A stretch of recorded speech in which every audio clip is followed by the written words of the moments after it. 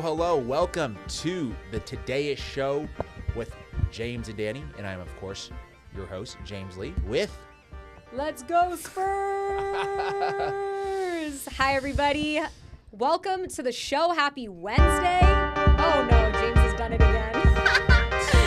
What have we done here? All right, let me see that. Let me just see so you know, this. I didn't touch the mouse, so don't try to blame me. This wasn't me. This is going to be one of those times where you get to hear the theme song 4, 5, maybe 6. I feel like I still hear it in the background, but as a new mom, there's this thing called phantom cries. Have you ever heard of this? I have not heard of phantom cries. Tell me about that. Okay, so nobody tells you about this, but when you have a baby... Nobody talks about it. Nobody talks about this. No, because I've heard everything, because I waited so long to have a baby, and everybody tells you all these things about sleep training and the bottles you need and blah, blah, blah. No one tells you about phantom cries. You have a newborn for the first time. The baby is crying a lot. Then the baby's asleep, but you think you hear the baby crying. And so it's called phantom cries.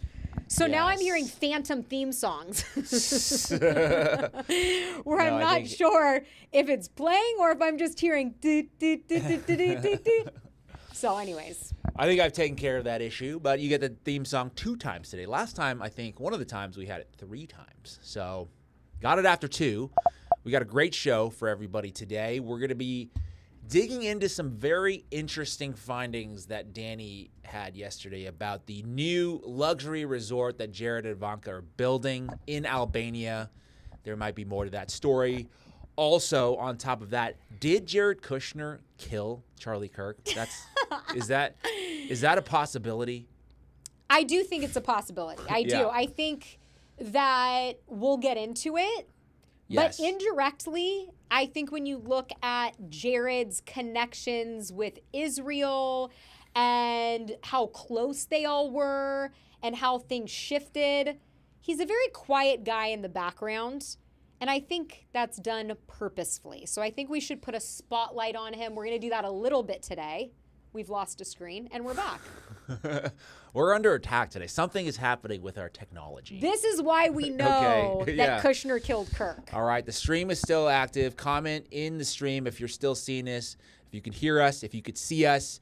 We're also going to be talking other things about the one country out there in the Middle East. We're talking data centers, mosquitoes, and also just a quick update. I guess I'm going to pause even though I am still of the mindset that voting doesn't really matter. We had some election results coming out of California last night, still being counted, but I think we could get some takeaways there with Spencer Pratt's race, with the governor's race, and appreciate the Patreon members for subscribing to the show, for helping us grow the show. Really appreciate you guys. So if you haven't subscribed yet, go on to Patreon. Also, hit that subscribe on YouTube. And, I guess that's where we're at. I would like to start off by saying that June 1st is Pride Month. And I pulled this up for you, James. I reposted that yesterday. Oh, you did? Yes. Happy Pride Month from our team. Every day this month, we'll be honoring gay icons who helped shape America. Day 1, Benny Johnson. And look, for the record, I don't have any problems with Benny being gay. Okay, he should go out there and be gayer, is what I'm saying. Okay, that's my perspective. Everybody should feel free to be themselves, right? Benny is struggling with something dark inside him. I can tell. Okay, well, I didn't know anything about this theory about Benny till you brought it to me, and then of course my feed's like gay Benny Johnson, da da da. So, anyways, I thought this was hilarious. But seriously, for the LGBTQ community, happy Pride. Just a little joke there with Benny because, it's been a part of our show. Yes. And Benny, you're welcome anytime. To what? Come on? Yeah. If he wants to come out, you know what I'm saying? This would be the spot. Come out. I thought you meant come out and come out. I thought you meant come on the show, and I was just thinking that would be so awkward. I could just only imagine. Yeah, but we're here for him. Yes, we are. We're here for you. So I haven't really seen the results with the race yesterday, except I do know that Spencer Pratt has made it to the finals in November with Karen Bass, but maybe you can catch me up on everything that went down. Well, so it's the results are not in because we have a massive mail-in operation here in California. Some say that's fraudulent. I'm personally okay with it.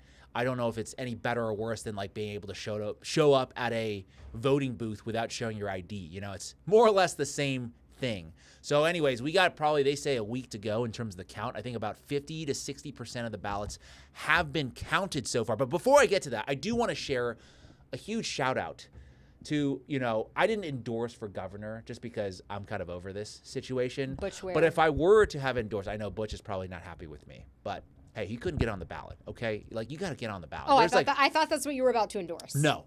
Okay. I'm endorsing post-election, I don't know how you say that, post-election endorsement. Yes. Okay? This guy named Living for God and Country DeMott, okay? This is what I think politics is all about. Scroll down, just look at this guy's face. Just look at it. How could you not vote for this guy? Okay? Living for God and Country DeMott. How could I not vote for this guy? Well, for one, he looks like a pedophile. No, this guy is really where it's at, okay? I'm not going to go through all the policies. They're very good, okay? Living for God and Country. I mean, how could you disagree with Living for God and Country? The picture. The picture. All right, we're not going to go through. I think he got, let's now. Why did they go black and white? It's a choice, okay? It's a choice to go black and white. Well, I think if you scroll down, I think there might be color. There might be color if you keep going down. Look at that. Look at that. Look at that. And that is Living for God and Country. This is why he went black and white, because now he looks like President Snow. Right? Look, he's trying to clean up that LA fire situation. He's all about sovereignty for the people. Why is he putting his passports and driver's license? Because he's proving that he changed his name to Living for God and Country.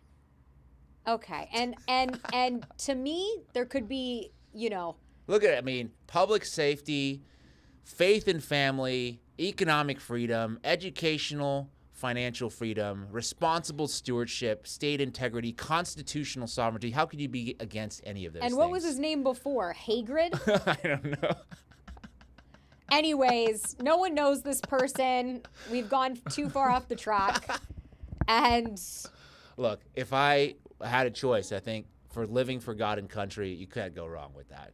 I mean, some would say that. Others would say you're voting for someone who might have a mental disability. All right, but let's go to the real results. That's what you vote count or results? Results.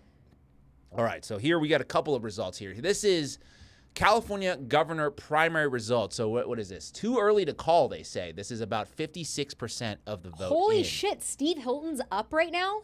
Well, so this top two move on to the general election. Oh my God, let's go, baby! I'm not going to be so excited about, I mean, Steve Hilton is British, okay? Okay. He's British. But you don't want Xavier. Javier Bachera? No, I don't want that guy. Or Javier, well, let's look at view all the candidates. Let's see if we can find Living for God and Country. Let's see where he's at. It's going to have one vote from James Lee in San Diego. All right. Who are the 18,000 people who voted for Eric Swalwell? I want to interview those people. Man, where is my guy? Where's my living? Oh, my gosh. Look how many people are on this ballot, by the way. Insane. Okay, we're not going to find him. Come on, keep going. Let's see where he's at. He's right there. 1,345. All right. I should run. And I'm not going to slight Butch Ware because I do like Butch Ware, but like you got to get on the ballot, dog. Yeah. You know, there's like 100 people on here. 100%. You know. So Steve held so that I think I don't know what's going to happen with the mail-ins. I guess there's 50 or 45% left, but it looks like it's going to be Steve Hilton and Javier Bachera. So it's going to be a MAGA Republican, new MAGA, not traditional MAGA. We'll talk about this in a second. New MAGA, Trump MAGA versus corporate Democrat. I'm just so happy that Katie Porter, that bitch, is down here below Chad Bianco. And Chad Bianco, if you get wind of this, I DM'd you. I wanted to interview you. I really liked Chad Bianco. But personally, yeah, I'm happy that Steve Hilton is leading. So. Well, okay, so here's the deal, though, because Bachera, Tom Steyer, they're going to combine, right? Katie Porter, like, they're not going to vote for Steve Hilton, probably. The guys that voted for Bachera and Tom, or like let's say Tom Steyer. He's not in the race anymore because he loses. I think he's not going over, or the people voting for Tom Steyer are not going to vote for Steve Hilton. Well, it'll be interesting to see, right? Because that takes us to the Spencer Pratt, Karen Bass of everything. Let's pull that up. That's at and the top. L.A. Wait, no, it should be on this page if you scroll up. Up? Yeah, it should be go to L.A. Mayor.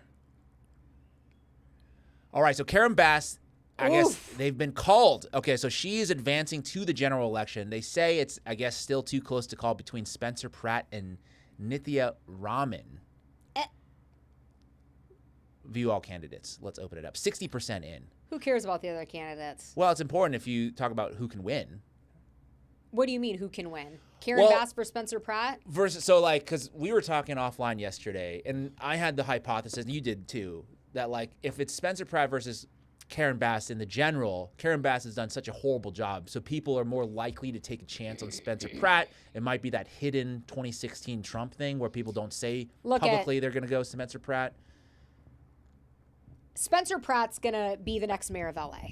I 100% believe this. We had conversations about this not just yesterday, but 2 weeks ago. And I said that there is no way that Karen Bass is going to win.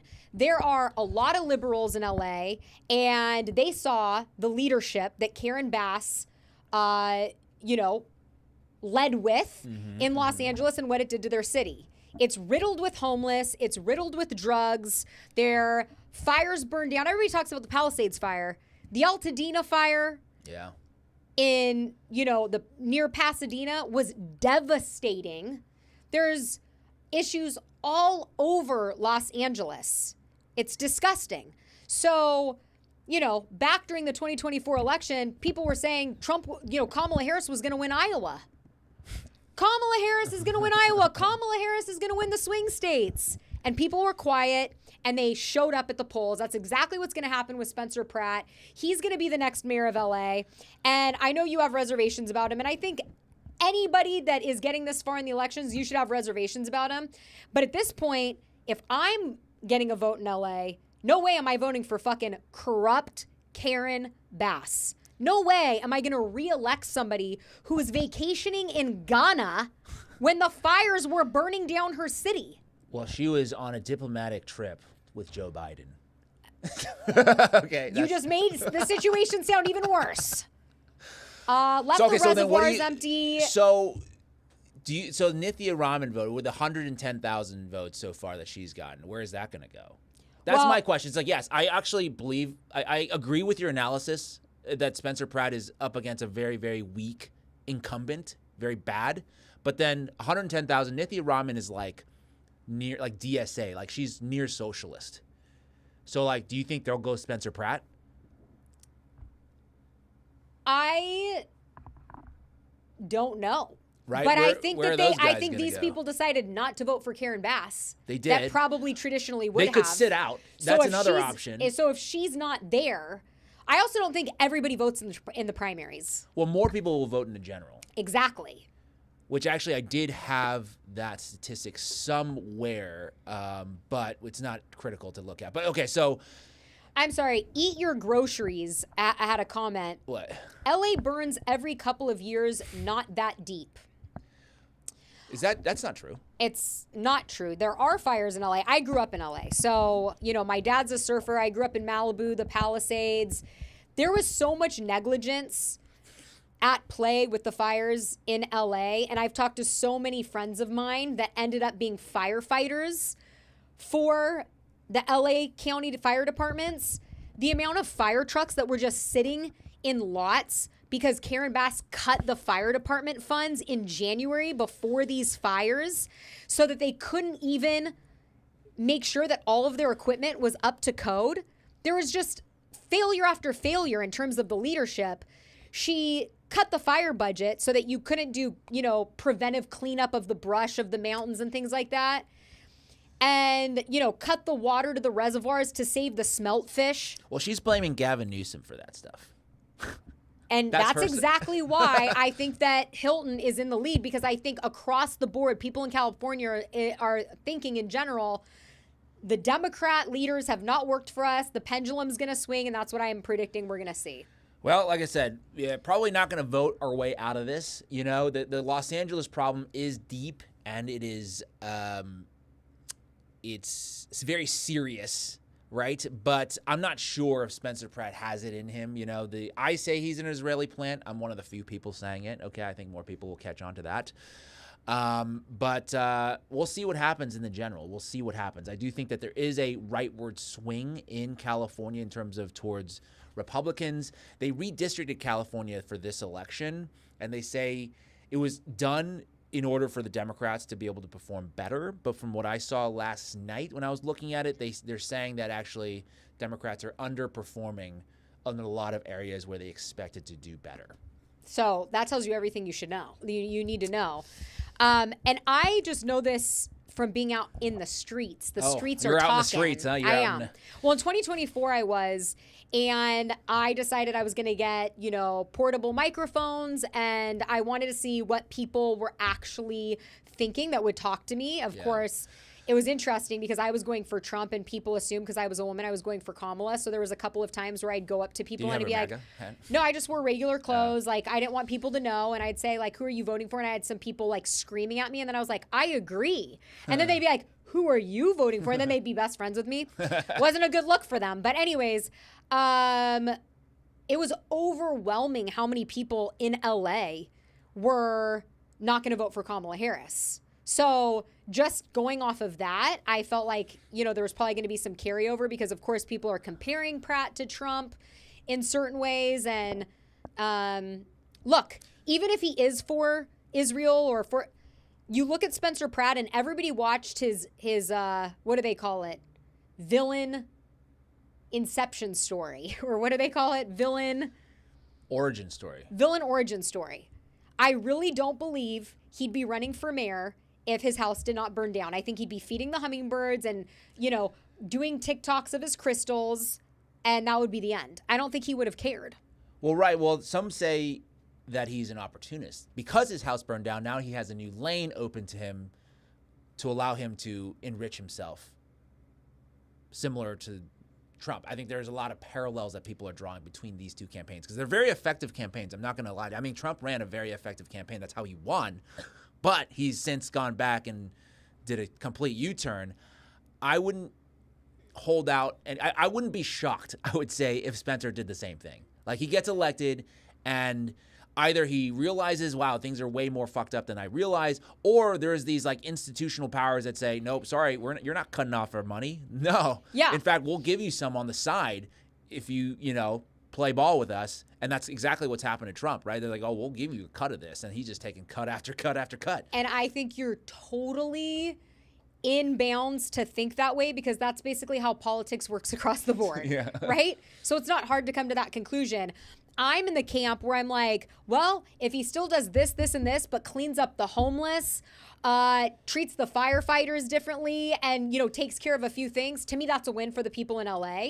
So that's kind of the way I'm looking at it. He might be bad in certain ways, but if he's good in certain areas, then it's a win for everybody. Totally on board with that in terms of, like, that's the same with Trump. It's like, okay, if he's going to get us no wars, he's going to release the Epstein files, I don't give a shit about all the other, red flags. Yeah. But the problem is he hasn't delivered on those core promises. So then if Spencer Pratt does not deliver on cleaning up the homeless, and he does not deliver on refunding the fire department and all this public work stuff, infrastructure, fixing all the roads, then it's going to be the same situation. Like, he has to clean up the homeless problem. For sure. Right? If you go to wherever that is, Skid Row in LA, and it's exactly the same next year, then it's like, okay, what are we doing here? 100%. You got to clean it up. I know, like, this is going to be, a lot of people are saying it's inhumane. I'm like, we have to clean it up one way or another. They can't be there like that. They can't be out there using drugs. They can't be out there shitting on the sidewalk. Like, you have to do something about these people. Like, the humanitarian rights people, I have a huge disagreement. Even though I'm for human rights, you can't just do whatever you want, anywhere you want, whenever you want. No, a lot of people are drug addicts, and a lot of people have mental health issues. When I graduated college, I was working a cold call job for like $30,000 a year. I was literally going business to business, knocking on doors and trying to get them to sign up for this. Are you selling knives? No. No, but this telecommunication situation, right? Yes. get the hardest sale you can do. Like, get rid of your AT&T and go with this no brand name, right? T1 line, Right, yeah. right? That's insane. And I was making no money. I've always tried to give, you know, even when I probably shouldn't have. And so Rosecrans in San Diego, I was going and hitting those buildings. And at the time, I had coin laundry, right? That's, Oh, your apartment didn't have a laundry machine? No. Nice. Okay, started from the bottom, now I'm here. And and so anyways, I had like quarters, but like I literally had I was, you know, I had no money at the end of every month. Like living in San Diego, you know, gas prices were still high at this time. And but anyways, I saw this, you know, homeless guy, and he's like begging on the street. And I was like, you know what? I'm going to go to my car and I'm going to give him like $3 in quarters. Like, I need that for my laundry, but like, whatever. I'll just like wait till I get paid and like, you know, do my laundry later. You know what he did? He said, I don't want these coins. He said, threw them at me. He followed me and was throwing my quarters at my legs. Ever since then, I'm like, fuck you, motherfuckers. So. Yeah. Sorry, YouTube. Don't censor us, or don't take the video down. No, Over I heard that? it. You encouraged me to cuss. No, I'm fine with it. No, apparently YouTube in the first few minutes, apparently they have the whatever you call the AI sensors happening. I mean, to see. Anyway, they're I don't care. fine. Whatever.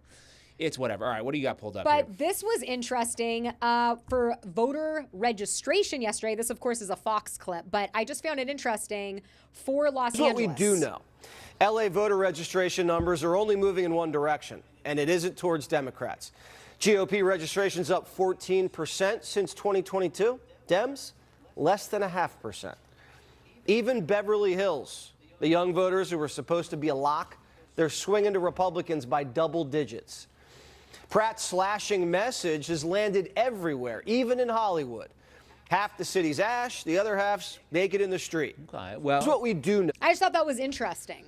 Well, that's for Los not Angeles. shocking. That's not shocking to see more. I don't know if what the total numbers are, right? Because that's just showing new voter registration or changes in voter registration. Because I think total registration probably still Democrats are 60% versus 40% is my guess. And you could tell like with the primary results, right? There are a lot more Democratic candidates than Republican candidates.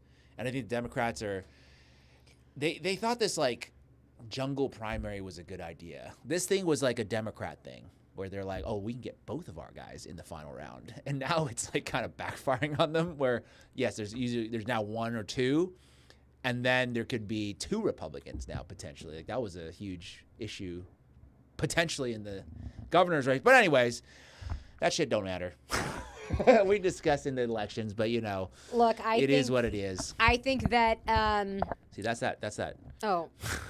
I think that Spencer is going to win. I think he's going to be the next mayor of LA. And I don't know where it is, but there was this picture this morning of like Spencer with Heidi behind him in an all white outfit. And I'm like, it's just so fitting. Like that the hills, as a millennial, can you imagine?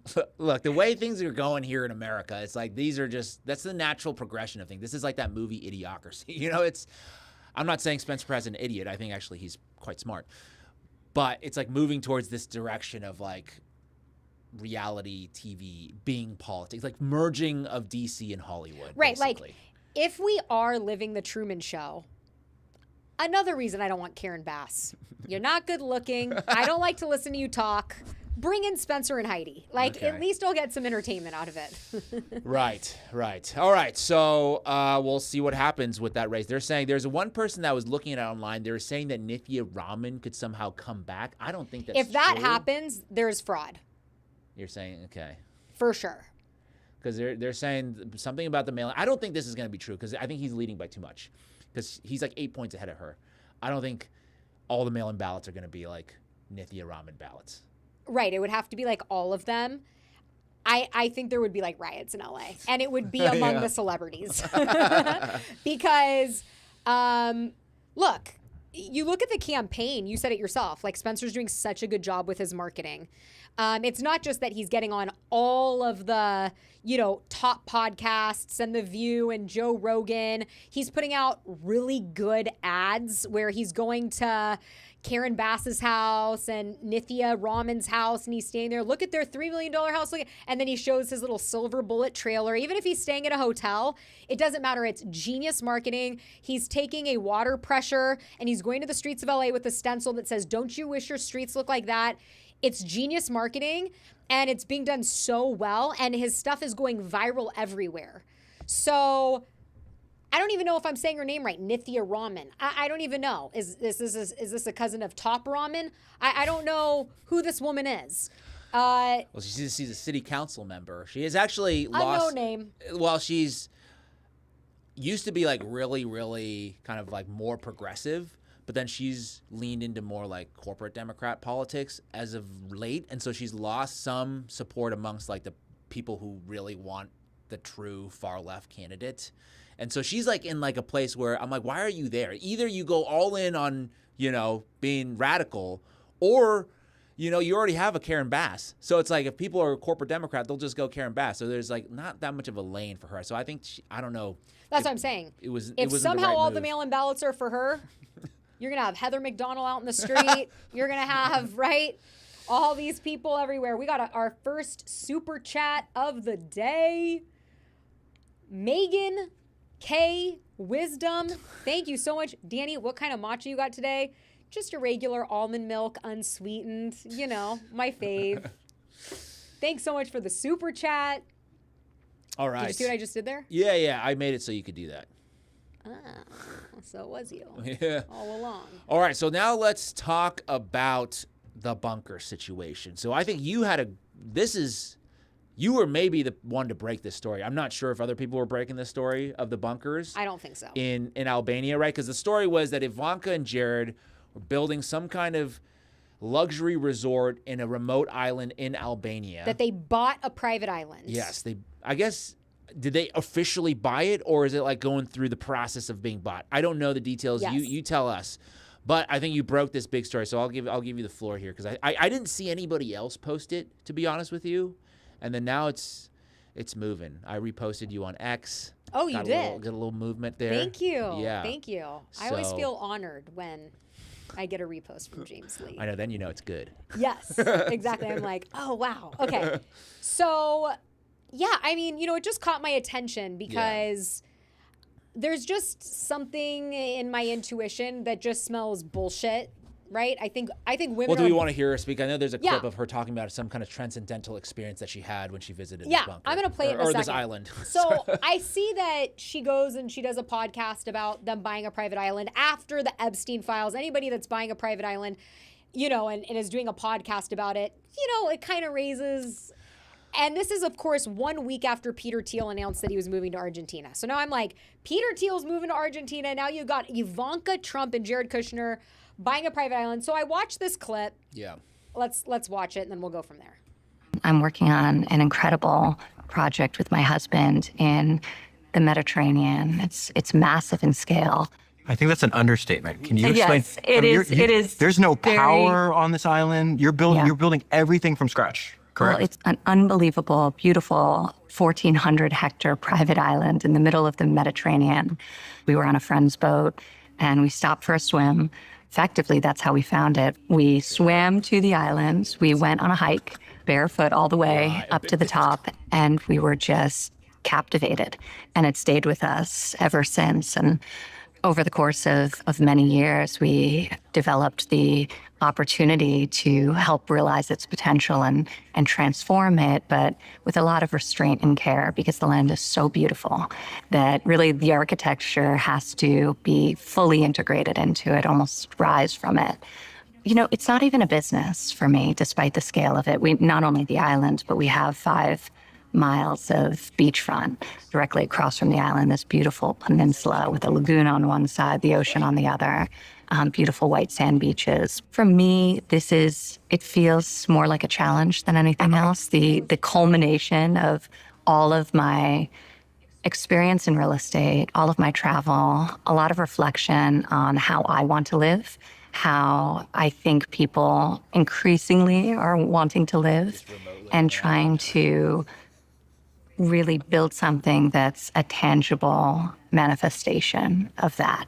That requires a lot of vision, the collaboration of some of the greatest masters that exist. So I was just there walking the land, really just trying to sort of be with it and experience it alongside some of the greatest living architects of our time, like true masters of their craft, people with integrity so absolute, like. Okay. All right. So she went skinny dipping, and they found an island. They were in the nude, barefoot, I guess. The story is not real, right? That cannot be what happened. I'm obviously embellishing a little bit, but like that's not true. Okay. Right? Just look, take a look at her, and then tell me if you believe that her feet were bare on an island, that they walked up to the top of a mountain. Okay? Yeah. No, that doesn't happen. So anyways, I see this, and my first thought was, are we about to get nuked? Because Peter Thiel moves to Argentina, and at first I thought, this is the Antichrist. He's moving to Argentina because he is now going to try and start his surveillance state there. He's kind of lost control in the United States because J.D. Vance now they're saying J.D. Vance might not even be the 2028 ticket. Now they're saying Marco Rubio. Well, is J.D. not being a good boy? Well, I just What think happened? he's lost the support, right? Like the young people don't like J.D. Vance. They say, Well, who gives a fuck about people what they like, you know? Well- It's just they just shove whoever in there, right? The Democrats have never cared. The Republicans, what the Republicans do is they find a guy that people like and they thrust him in there and then they co-opt him. You know? Sorry, we're recording. we need to lock the door. People will just come in the studio. People just coming in our studio. You know what I'm saying? What's up with that? I don't know. But, so anyways, I wasn't sure why Peter Thiel was moving to Argentina. I thought maybe it's because he wants to be close to Antarctica because it's the closest country to Antarctica. A lot of UFO stuff there. I didn't know. It's not because Hitler was there? And Hitler. I mean, the list Allegedly, for conspiracy theories goes on and on. But then there was a lot of articles where Peter Thiel said he was moving there because he's afraid of the direction that the United States is going militarily. And what does that mean? Like our entanglements with Israel, or what is he referring to? I didn't know. I don't know, and I still don't know, but those were the headlines. And I thought, that's interesting. Like, what if there is some truth to that? So anyways, you have Ivanka Trump and Jared Kushner trying to buy this island. It's off the coast of Albania and right off of the boot of Italy. Like Sicily. Some of the most beautiful waters and land you could imagine. And I started looking more into it, and it turns out this island is called Sazan Island. And it used to be used in the Cold War. Oh, I have a whole thing on this. Wait, go back to the thing. Just click on that thing that says Sazan Island. Yes, go to this right here. It says Communist Albania's most secretive military base, right? It's a derelict military base off the coast of Albania with 3,600 bunkers built to withstand a nuclear attack. Right. So they just stumbled upon this, by the way. Right. They stumbled upon it. They were just on their friend's yacht. They had no idea that it had 3,600 bunkers. And by the way, hundreds of miles of underground tunnels. And so it's laughable. Ivanka's like, the nature is, by the way she talks is probably how every single teacher that I ever had wished that I would have talked. Because every report card was too loud, voice carries. She doesn't use her mouth, like her mouth doesn't move. And, we were on our friend's boat and this is really how we found it. We got off and we were barefoot. You can talk like that. Okay. Yeah, but it's a strain. That's a strain for me. Just going quiet. Whisper mode. Is that quiet? I don't even know. It's annoying is what it is. But anyways, I love how she's talking about how they're, preserving the beautiful nature and there's going to be something that rises up from above it. Yet you're not worried about the fern. Right? You are buying this island, trying to, in a hostile takeover, really, because the Albanians are going crazy. They're protesting in mass. They're trying to get the prime minister to resign. They're burning down people in government's homes. Like, they're protesting correctly. You and I talked about this a little What do you offline. mean correct? You're good with the level of violence here. They're maybe going Against the billionaire elites. Well, so, right, because, like, people, I think, more on the conservative side, they had a big problem with the ICE protests, people burning down cars in Los Angeles, the George Floyd riots. It's like they're also rioting in the streets. They're potentially, you said they're wanting to burn down the prime minister's house. I guess here's the difference. I don't think George Soros is funding the Albanians. To me, this is an organic protest against the billionaire elites. This is a group of people that is standing up for their country, their land. When I look at the ICE protests and there's ICE luges and, you know, everybody has the same sign from New York to California, it's manufactured. So it's manufactured, but then the looters come in and take advantage of that. Is that what you're saying? So basically, it's like if the protest is not funded by George Soros, you're cool with it. And by anybody. Like, if it's an organic movement, right? That should have really been the title. Organic versus GMO. Yeah, right? but I feel like that would have been too abstract. It's like, what are you guys talking about? Like, health food stuff, which we do talk about. And we're going to be talking about mosquitoes later today. But anyways, the Albanians are not happy about this. They're protesting in mass. And people are saying that there's no way that they're going to be getting the land. But it sure looks like they're going to be closing this deal. This has actually been in the works since 2022. Really? Yes.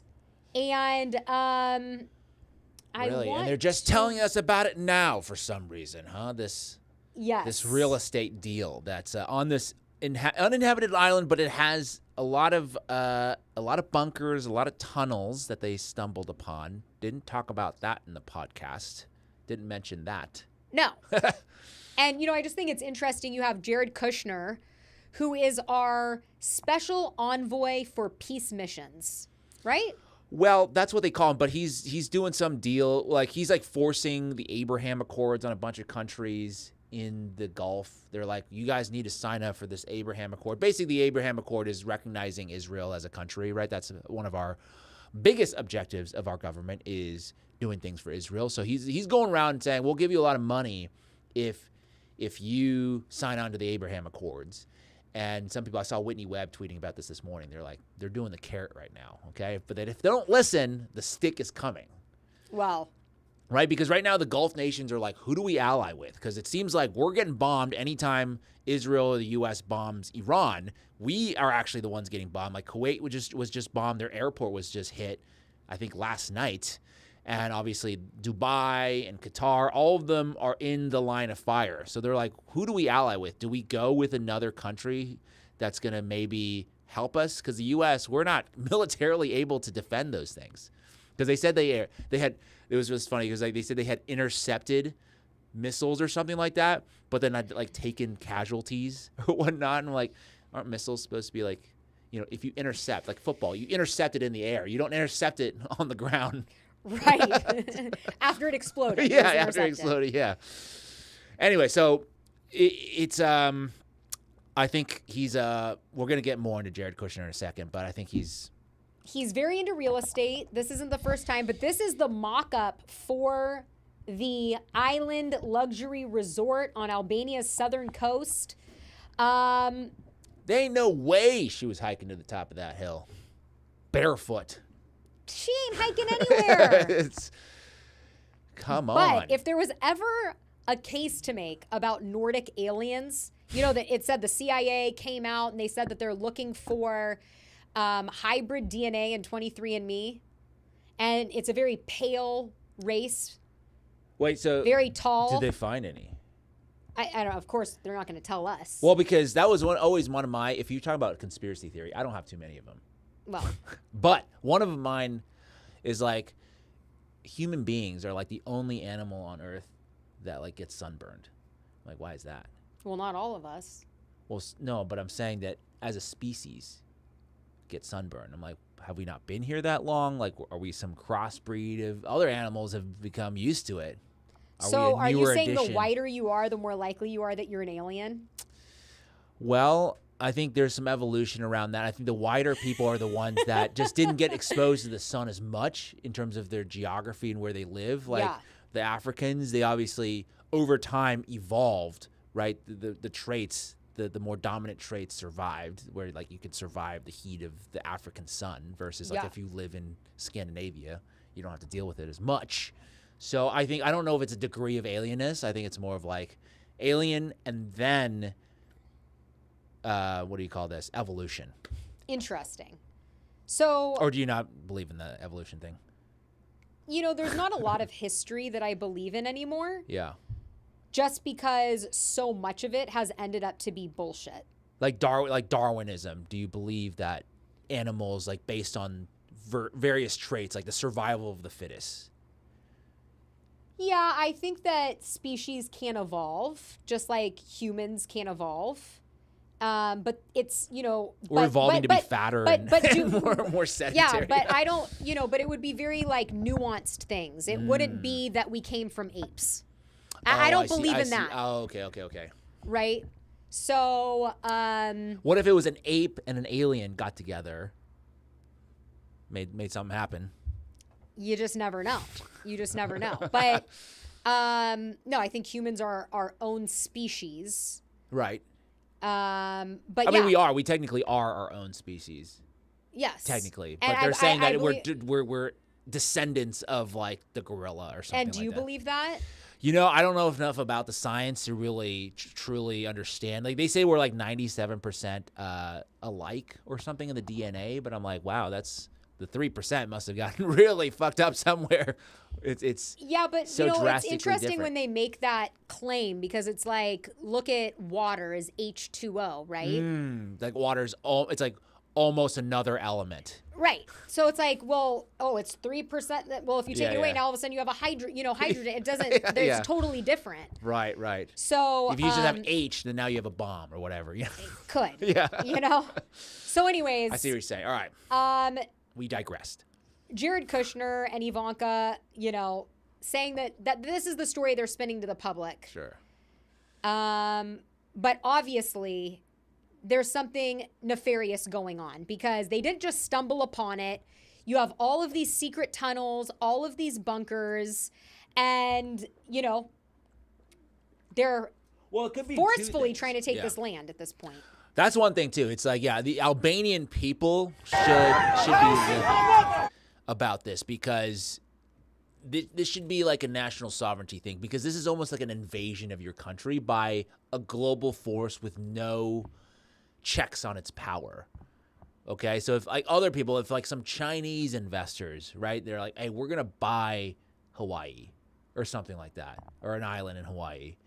People would be up in arms over that, even, you know. Yeah, but we let Oracle. We did let Larry Ellison literally take an entire Hawaiian island. He owns the whole island. Lanai. So, you know. Well, he is the biggest donor of the IDF. He's tight with the, our, I don't want to say, but our higher ups, shall we say, our bosses up in the Tel Aviv and Jerusalem. So he might have gotten special privileges, is what I'm saying. Maybe from Jared Kushner. Possibly. Anyways, this is a quick video. People are protesting, and they're just dragging. Who is that? They're dragging. Some of the protesters just dragging them through the sand. Dragging who? One of the protesters. Oh, that's the police. Or who's dragging? It's private security.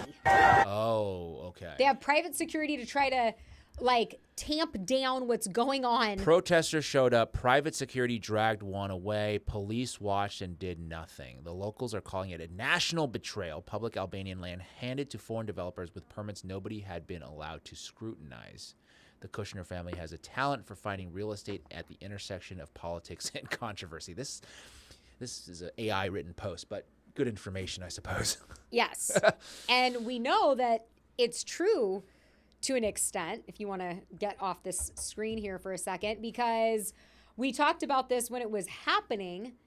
But Jared had talked about the Gaza plans on 60 Minutes. Yes. Remember this? Yes, and it was I a do. big... Yes, Leslie Stahl. Oh, you do have... She was like, oh, so there was a plan. And Jared's like, yo, bro. We remember that clip, okay? They were talking about the Gaza plan. They were saying that, oh, we have been developing it for a few years now. And then Leslie Stahl was like, oh, so there's a plan. And then Jared looks over at Steve like, yo, come on, bro. Also, Jared could be another hybrid. Of what? Alien human. Same with Ivanka. Well, we're all hybrids, according to my theory. I mean, Jared looks like he became a real boy after Make-A-Wish, is one of the comments here. So I think, I mean, there is that. Now we can kind of, go, I guess we're going to theorize a little bit. But Jared has been accused of being a Mossad handler for Trump, right? Yes. He's accused of, working on behalf of the Israelis, basically. I don't know for sure. Maybe we'll do a deeper dive at some point. Like, I don't know his entire history of his family and, like, where they're from and things like that. I have not done that deep dive of, like, why he's associated, other than, like, the Judaism. Okay, so let's put that aside for a moment. Right. But, like, are they actually tied into, like, the Israeli government and things like that? Or the Zionist movements of, like, well, we do know yesteryear? that he's tied into the Rothschilds. In fact, when it comes to this private island, he said recently on a podcast that because of the Rothschilds, he was able to get this deal done. Which deal? The private island island. deal? Okay. I believe he says this here. Let's If we want to see. watch this, hopefully it's the right clip. On a vacation after we left government in the summer of 2021, we were on our friend Nat Rothschild's boat. We got picked up in Montenegro, and then we started sailing over to Corfu, and we spent a couple days in Albania. One of the nights there, Prime Minister Rama came to the boat. I had not met him when I was in government, but I was very, very impressed with... Can I just say, it's so rehearsed. Don't you think, the way he's telling the story? It's like the exact same story as Ivanka. It feels very rehearsed. Well, to me, he sounds like, people I've talked to back in the days when I was working as a consultant. They all sound like the same, like kind of robotic, like talking points, right? They're not really saying anything. They're just repeating the same things. So there's not a level of authenticity is not there. What are you doing here? This is the Tal brothers. This is the ones that are the child sex trafficking ring. Well, I was just going to say that he's on the Rothschilds' boat. That's how he finds this island, right? Yeah. He's obviously friendly with them. Yeah. The Rothschilds Oh, these guys were his real estate people or something. Epstein's. No. This Oren, Alon, and Tal Alexander. I thought they were Kushner's real estate people. And also were mentioned in the Epstein files. They were mentioned in the Epstein working with files, Epstein. But also Jared. And also Jared. Yes. So I'm just saying, we don't know where his family came from, but we know that whoever is tied in with the Rothschilds. We know that Epstein in the file said, I'm a representative for the Rothschilds. We know that the Rothschilds helped fund and found Israel in 1948. Yeah. And then you have all these rabbit holes. Now you get into real estate, and you have these brothers that are all tied together as well. Epstein's the representative for Rothschilds. They were mentioned in the files. They work with Jared Kushner. Well, so like the thing about Jared that's very bizarre is he hasn't done a lot, to me at least. He hasn't done a lot in terms of like talking about America. He seems to be doing a lot of deals on behalf of the Israelis. Okay, let's get Benny Johnson off of the screen here. I know you guys can't see. You keep going to that Benny page. Let's get. I don't know why. It jolts me every time I see that face because there's just something dark about. He's like, you're not yourself. It sucks. But anyways, all right. Let's not forget that Kanye has made a lot of claims over the years, and people called him crazy. Then they, said he was bipolar. He had to be put on medication. All these things, and now if you look back, a lot of the things he said have had more light shown on them, and well, he's taken them back. Okay, as of very recently. The clone. Okay, so it's not the real. We don't know. He himself said, if I disappear and come back, they clone me. Okay. And interesting, the year that he disappeared and came back, remember his new fashion style was wearing a mask for a year? Yeah. He'd show up, I'm like, They didn't get the face right. He was also like 5 feet taller than he normally was. He was on Alex Jones with the mask, and he was saying crazy shit about Hitler. So I'm sure that one was him, probably. Well, what a great way to discredit what he says. Because he's wearing the mask. Yeah. If they have him go so crazy. But anyways. Look, one day we will find out what this is all about. Once we, right now we're still like small potato. Like nobody gives a shit about us ranting over here. Kanye said early on a Fox interview with Tucker, when Tucker was still with Fox, that he believed after having dinner with Jared and Trump, because remember Kanye was an early Trump supporter and people were dragging him through the mud.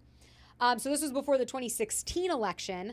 And he was saying, I think Jared is Trump's handler. Oh, okay. Watch this. And then after talking to them and really sitting with Jared and sitting with Josh and finding out other pieces of information, I was like, wow, these guys might have really been holding Trump back and being very much a handler. Right then, they love to just look at me or look at Trump like we're so crazy and that they're the businessmen. So when I think about all of these things that Jared, how did they meet? I have to look up how Jared and Ivanka met, right? Because that's how he could get in. He was the handler. Trump was saying all kinds of unhinged things in 2015 about the Israelis, actually. And they're saying all you guys are controlled by the lobby. So is Jared the honeypot? Jared, well, through the daughter, right? That's what I'm saying. Exactly. So that could have been a potential situation. But Kanye knows a thing or two about handlers. Sure. Because being a celebrity and one that was supposed to be crazy, there was that fitness instructor that was basically saying, like, if you don't get in line and you don't curb your speech and what you're saying, like, I'm going to give you these drugs, these drugs. We're going to make sure you're going to be crazy. We're going to put you in a 51. Yeah. What's it called? 5150? A psych ward hold. Oh, yeah.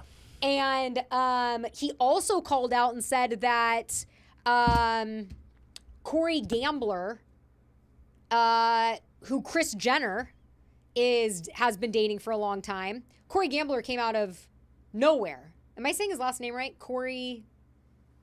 Anyways, Kim Kardashian's mom's boyfriend saying that he was CIA. Corey Gamble. Corey Gamble was CIA. When Kanye started like revealing these things. Yeah.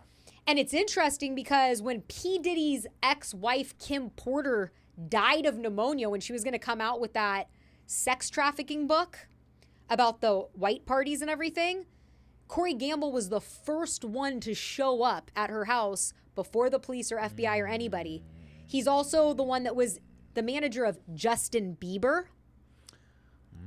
So anyways, I think Kanye is not with us, no longer with us. Not clone Kanye, but like if you go back and listen to the things he says, I think he was trying to like tell people spitting some truth. Really? Because I do.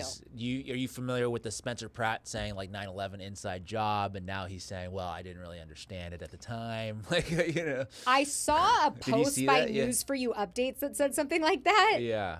But no, tell me. No. This is just in an article from many years. He was a big like Alex Jones listener back in the days, and so he was more or less kind of in that world of like, I don't think the government is telling us the truth. And now he was recently on, I think on Fox News, one of those interviews, and he was like, I didn't really understand, like, he kind of, he reversed his position, so to speak. He's, distanced himself from that as well. So it seems like to get into power, you kind of need to,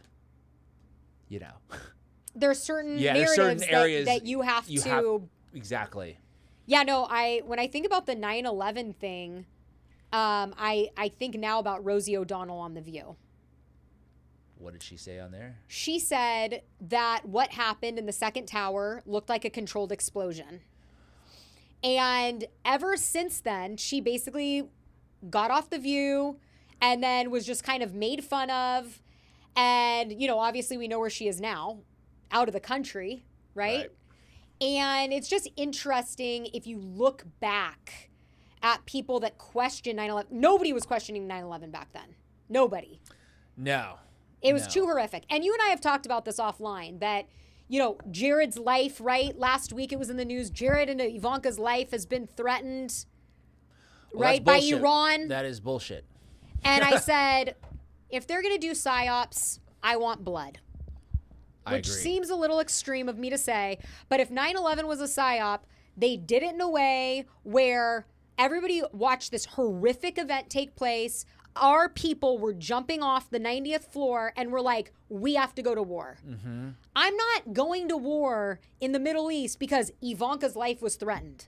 Yeah. Mrs. Barefoot hiked to the top of the island. No, I don't give a shit. Right. I agree with you. I'm not for violence, but yes, if they want to justify war, we need to see some blood.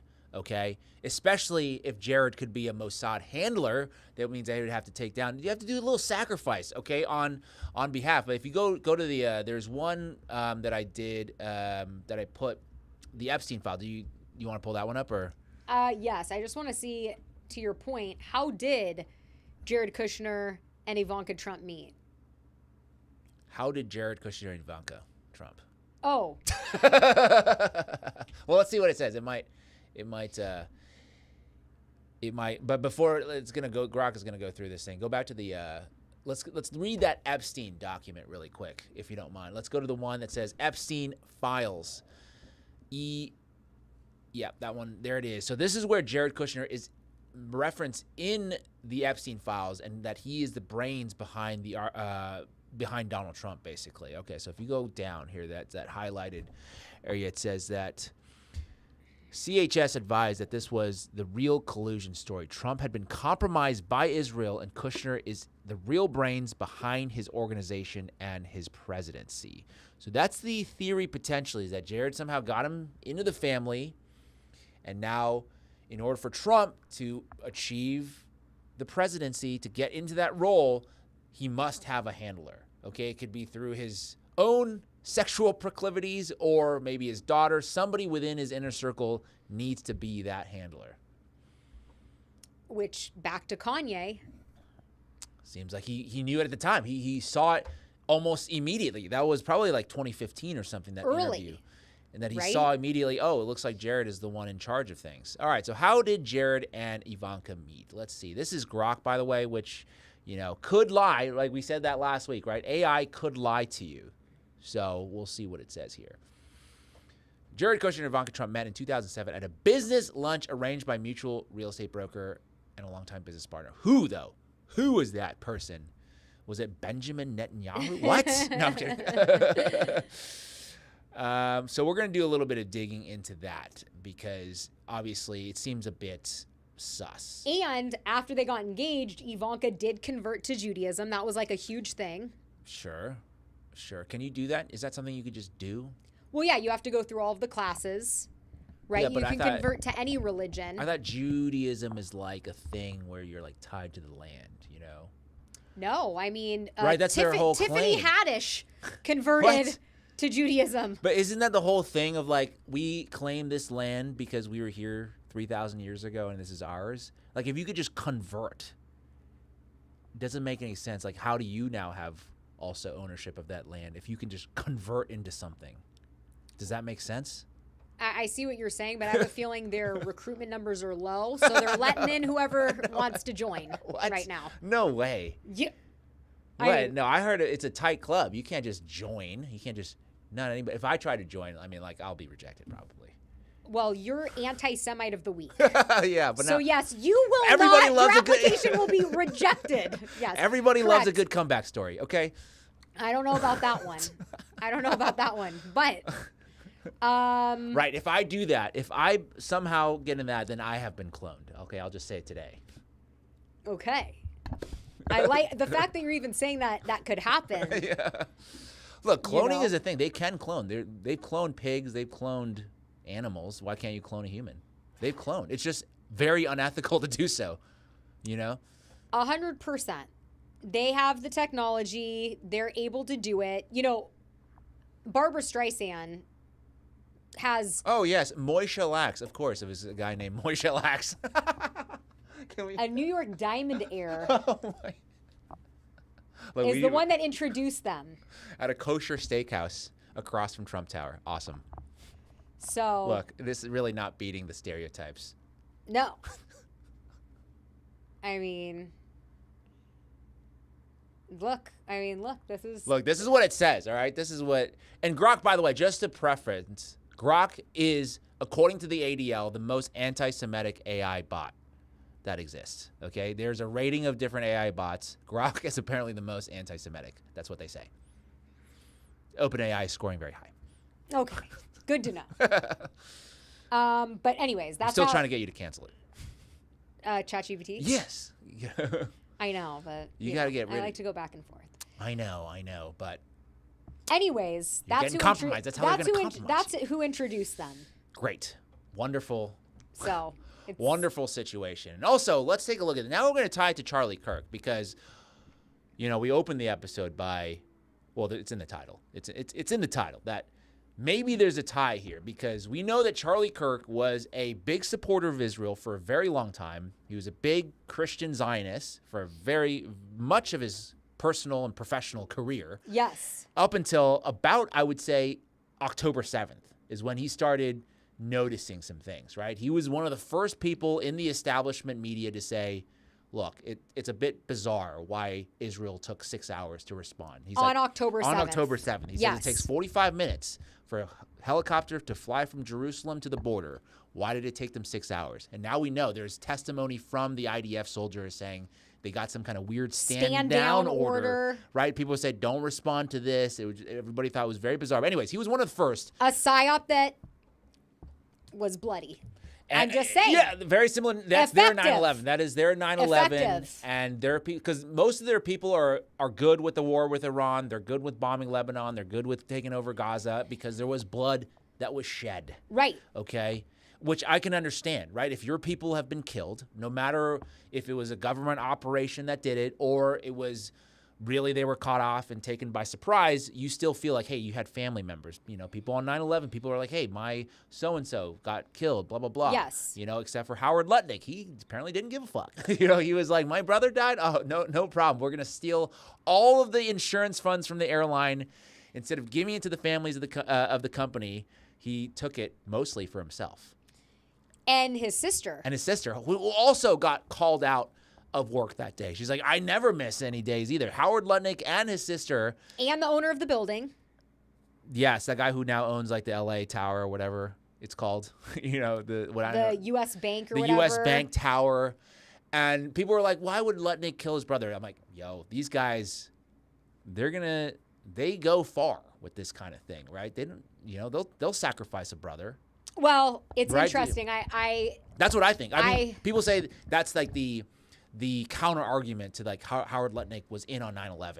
It's like, well, why didn't he tell his brother? I'm like, well, because maybe he didn't care about that brother, or like maybe that's just the deal they made, right? It's like somebody's got to be sacrificed. Who is it going to be? Well, when you look back in history, human sacrifice has been a long part of these different, ritualistic practices, and we learned that in the Epstein files. And I just listened to, and I want to listen to it again. I loved it so much. I've actually listened to it 1.5 times. Tucker Carlson interview where they're talking about Nephilim with a pastor. And he's talking about how he's so happy that the Epstein files came out because it shows the evil of the devil worshippers, and that the pagan religions, they have been doing human sacrifices for years in order to gain more power. And, if it was just something that people thought that they would do that didn't give them any sort of dark power, they wouldn't do it anymore, right? Fair. Like back in the day, you could say, oh, well, they were caveman, right? And they were sacrificing animals and humans and firstborn sons because they didn't know better. But then why are all of these people taking part in doing this during the Epstein files in 2020 or 2004, whenever it was, right? Because we read in the Epstein files about human sacrifices that were happening on these yachts when they were in the middle of the open seas. And so a lot of people believe that there are human sacrifices that are taking place in Hollywood. When you look at a lot of the people that have made it big, they lost a parent or a child or somebody very close to them. And so when you look at Howard Lutnick and his sister, it's like, is there some sort of dark magic ritualistic shit that was going on where it's like, if you want to get to this next level and you want to prove your allegiance to us, right? It's like a gang. right? When gangs go out, the Bloods and the Crips, what do? They go, you need to go, right, shoot up a store, you need to go kill someone, you need to get your tier, and then you're initiated into the gang. I think it's the same type of thing. And so, Howard Lutnick, sacrifices his brother, allegedly, him and his sister. Next thing you know, he gets a townhouse right next to Jeffrey Epstein. Weirdly, the numbers of the apartments are 911. He goes to the island with his family. Now he's the Secretary of Commerce for the United States government. There's a lot of that stuff at play, right? Even Kanye's talked about it. He said, they killed my mom. His mom went under anesthesia for a procedure that was supposed to be very simple, and she never woke up. He said they sacrificed her. They tried to initiate me into the gang. So I don't know. I think that's could be possible. possible. I almost just broke my neck, by the way, with that move. I've been holding my baby like this, and I just did a move this way, and I almost gave myself stiff neck. Sorry. All right. So the last thing here that we want to quickly just bring up is this 2018 photo with meeting in Israel. Okay. Let's bring up this photo right here. This is from Charlie Kirk, 2018. He posted this. Go up. Okay. Productive meeting today in Israel. And it has Ivanka Trump, Jared Kushner, and Candace Owens there. Very big things are happening. Okay. So this is like quite a moment in history here. It is a moment in history. Right? This is like they forked. I wonder, they went in a different direction, Is this the meeting in Israel where Erica supposedly met Charlie Kirk? Wasn't that in 2018? It's quite possible. I mean, I think they probably took multiple trips to Israel, but it's very possible that this could be the one. But this could be May 13th, 2018. Yeah. We should find out when Charlie and Erica went to Israel. I'm just curious. Yeah. But anyways, we wanted to bring this up because it's like Jared is so under the radar, but he has his hands in everything, right? And Don Jr. was best friends with Charlie Kirk. And Candace called out Don Jr. like a million times about the rifle that was used, right? Because Don Jr. is a big hunter. And she's like, just go on camera and say that you believe that a 30-06 killed Charlie Kirk. You're a hunter. You're a big game hunter. You were best friends with him. And if you notice, Don Jr., until his recent marriage to Jeffrey Epstein's personal banker's daughter over Memorial Weekend, was basically out of the spotlight, out of the media, hadn't really done any press, definitely wasn't acting alarmed or, speaking on behalf of the White House or his father that we're going to find the killer of Charlie Kirk. And so it's interesting that Ivanka, who we now know was also friendly with Charlie Kirk, Jared was friendly with Charlie Kirk, who got the call? If Jared is in fact Trump's handler, who's making the calls? Well, that's what I'm saying. This is the beginning of the handling here. And Charlie, he was fully on this boat here. They're rocking. But Charlie, I think he really believed in free speech. He believed in debate and this kind of thing. And he started to notice some things that you just couldn't ignore. And he became a problem for them, I think. For sure. He became a big problem. I think if he was alive today, there would still be this robust, I think, debate within Turning Point USA of whether we should go to war with Iran or we should support Massey or all the Epstein files, all the stuff that the new TPUSA, the new Charlie Kirk show that's run by Israel is Salem Media. Yeah, Salem Media. They're saying, oh no, Epstein, like there was nothing there. There was no conspiracy, right? They said that the other day. Like Blake Neff said that the other day. There was no conspiracy in the Epstein files. We found nothing in there. Yeah, Blake Neff, the Marine Corps War Games strategist. and so it's just a big. It's like they literally switched him out with puppets, and now Erica Kirk is running it, and she's, according to Sam Tripoli, a MK Ultra sex kitten. I'm starting to watch Summer House. I can't wait till she appears in that. Oh, well, it's for just a brief moment. But she was there for like an episode or something, or what? Yeah, she was like at the bar with Carl. Anyways. Cal. No. It's, But anyway, so I think this I think is a pivotal picture. I'm surprised that nobody's really brought this picture up because it's like you could see like Candace and Charlie opposite sides, right? They have awoken to this thing, productive meeting in Israel. Big things are happening. Obviously, some big thing was happening here. Yeah. And Ivanka and Jared, this could be like when they were setting up the plan, right? It often takes time, years to set things in motion. You said that the Albanian deal was like from 2022, right? Yeah, they've been working on it. Yeah. So I'm sure before October 7th, right? Working on some stuff. I don't know what it is. Jared is just the guy that nobody's paying attention to. Yeah. When it comes to Charlie Kirk, when it comes to the negotiations and the war, when it comes to the deals that Trump's making, he seems to be, if you kind of pull back the lens a little bit and go to a 30,000-foot view, he's always kind of lurking in the background, which is exactly how the Rothschilds operate, who he has admitted that he was on their boat when he found this island. Yes. So did he have Charlie Kirk killed? We don't have the proof, but did he have him killed? Could be. That's the theory. I mean, right now, what's so ridiculous right now is that we have people, all right, Laura Loomer types, they're saying that that Tyler Robinson, if you go back to Tyler Robinson, they first said he was involved in some Chinese operation to kill Charlie Kirk. I don't know. Do you remember that? Say that again? That Tyler Robinson was involved with the Chinese. Oh my God, that's Here, go back to the notes I have. So go to the very bottom. It says Tyler Robinson, China. So this one right here is from Laura Loomer. She said, this is from October 6th. So just a couple weeks or about a month after. Interesting, it wasn't from the 7th. Yes. So she's like, I just spoke with Congresswoman Anna Paulina Luna, and she tells me that she has received evidence that China funded one of the groups under FBI investigation for ties to Tyler Robinson's Discord activity, where he may have discussed his plans to assassinate Charlie Kirk. Okay, they're saying China is somehow behind the operation to kill Charlie Kirk. And now, 2 days ago, if you go to the other one, Tyler Robinson apparently was also working with the Cubans in the situation here. So this is Anna Paulina Luna again saying that now Charlie Kirk's assassin, Tyler Robinson, is affiliated with an extremist group who has ties to the National Network on Cuba. For a guy... What has happened? Like, this is... For a guy who's, what? Blankly staring at the Dairy Queen video.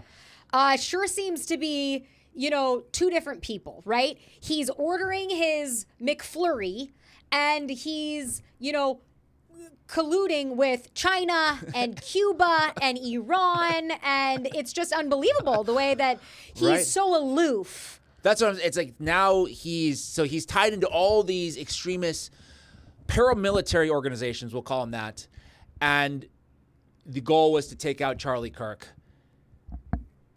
I see this has to be this is all obviously bullshit. Yeah, and why are they dropping this now, do you think? Well, because we want to go to war with Cuba. Yeah. Exactly. We need to take over Cuba. So the administration's like, you know what? People still haven't let go. Yeah. We miscalculated. People still aren't over Charlie Kirk. God, it's coming up on a year, and they're still not over it. Let's use it to our advantage. Well, now it was Cuba. It was Cuba. Okay.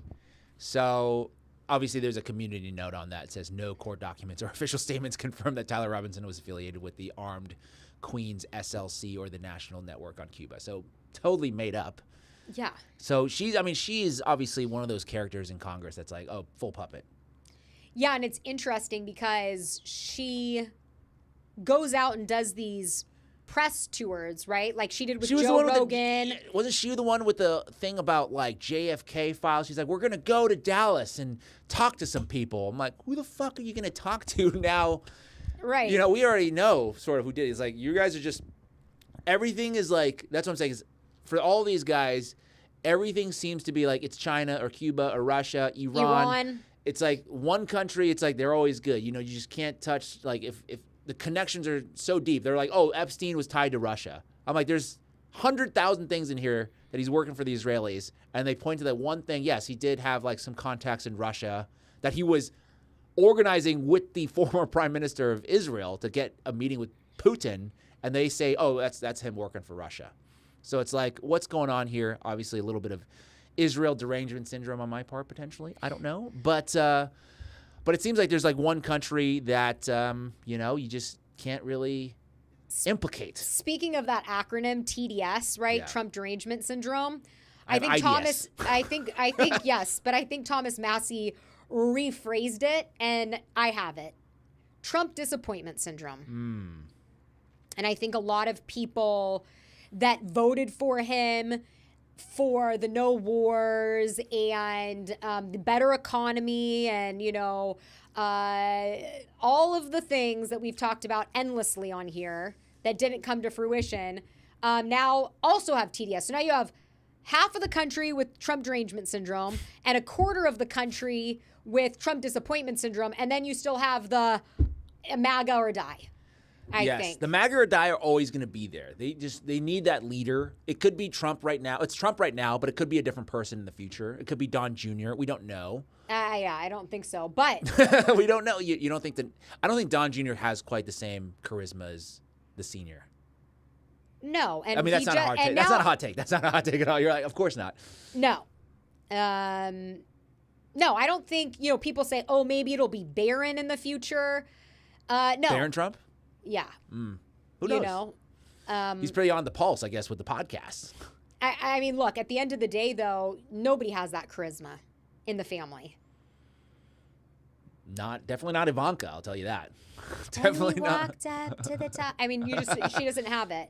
But anyways, Megyn Kelly went on Shawn Ryan's podcast, who I would just like to say, after Shawn Ryan said this, I realized maybe he's not an asset anymore.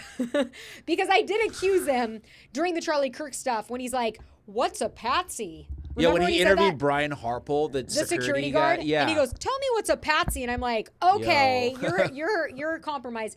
Anyways, they are saying that this is what MAGA now stands for. There is, what's core MAGA now? I have no idea. I think I know. Trump has said from the beginning... Pedophile supporting Israeli lobby? Just pause it right there. No idea. What is MAGA now? Pedophile supporting Israeli lobby. I mean, that should be an ad right there. That's game. I mean, you just run that shit. That's what Thomas Massey should be running. Yeah, but he ran the... I'm sorry to say that. He ran the ads. I'm saying so for weak. President. Oh, for president. Yes. Oh, yes. He is a Freemason. We need to ask him about that Freemasonry. That's fine. But I'm more confident than ever that he is going to run for president. I mean, he's certainly...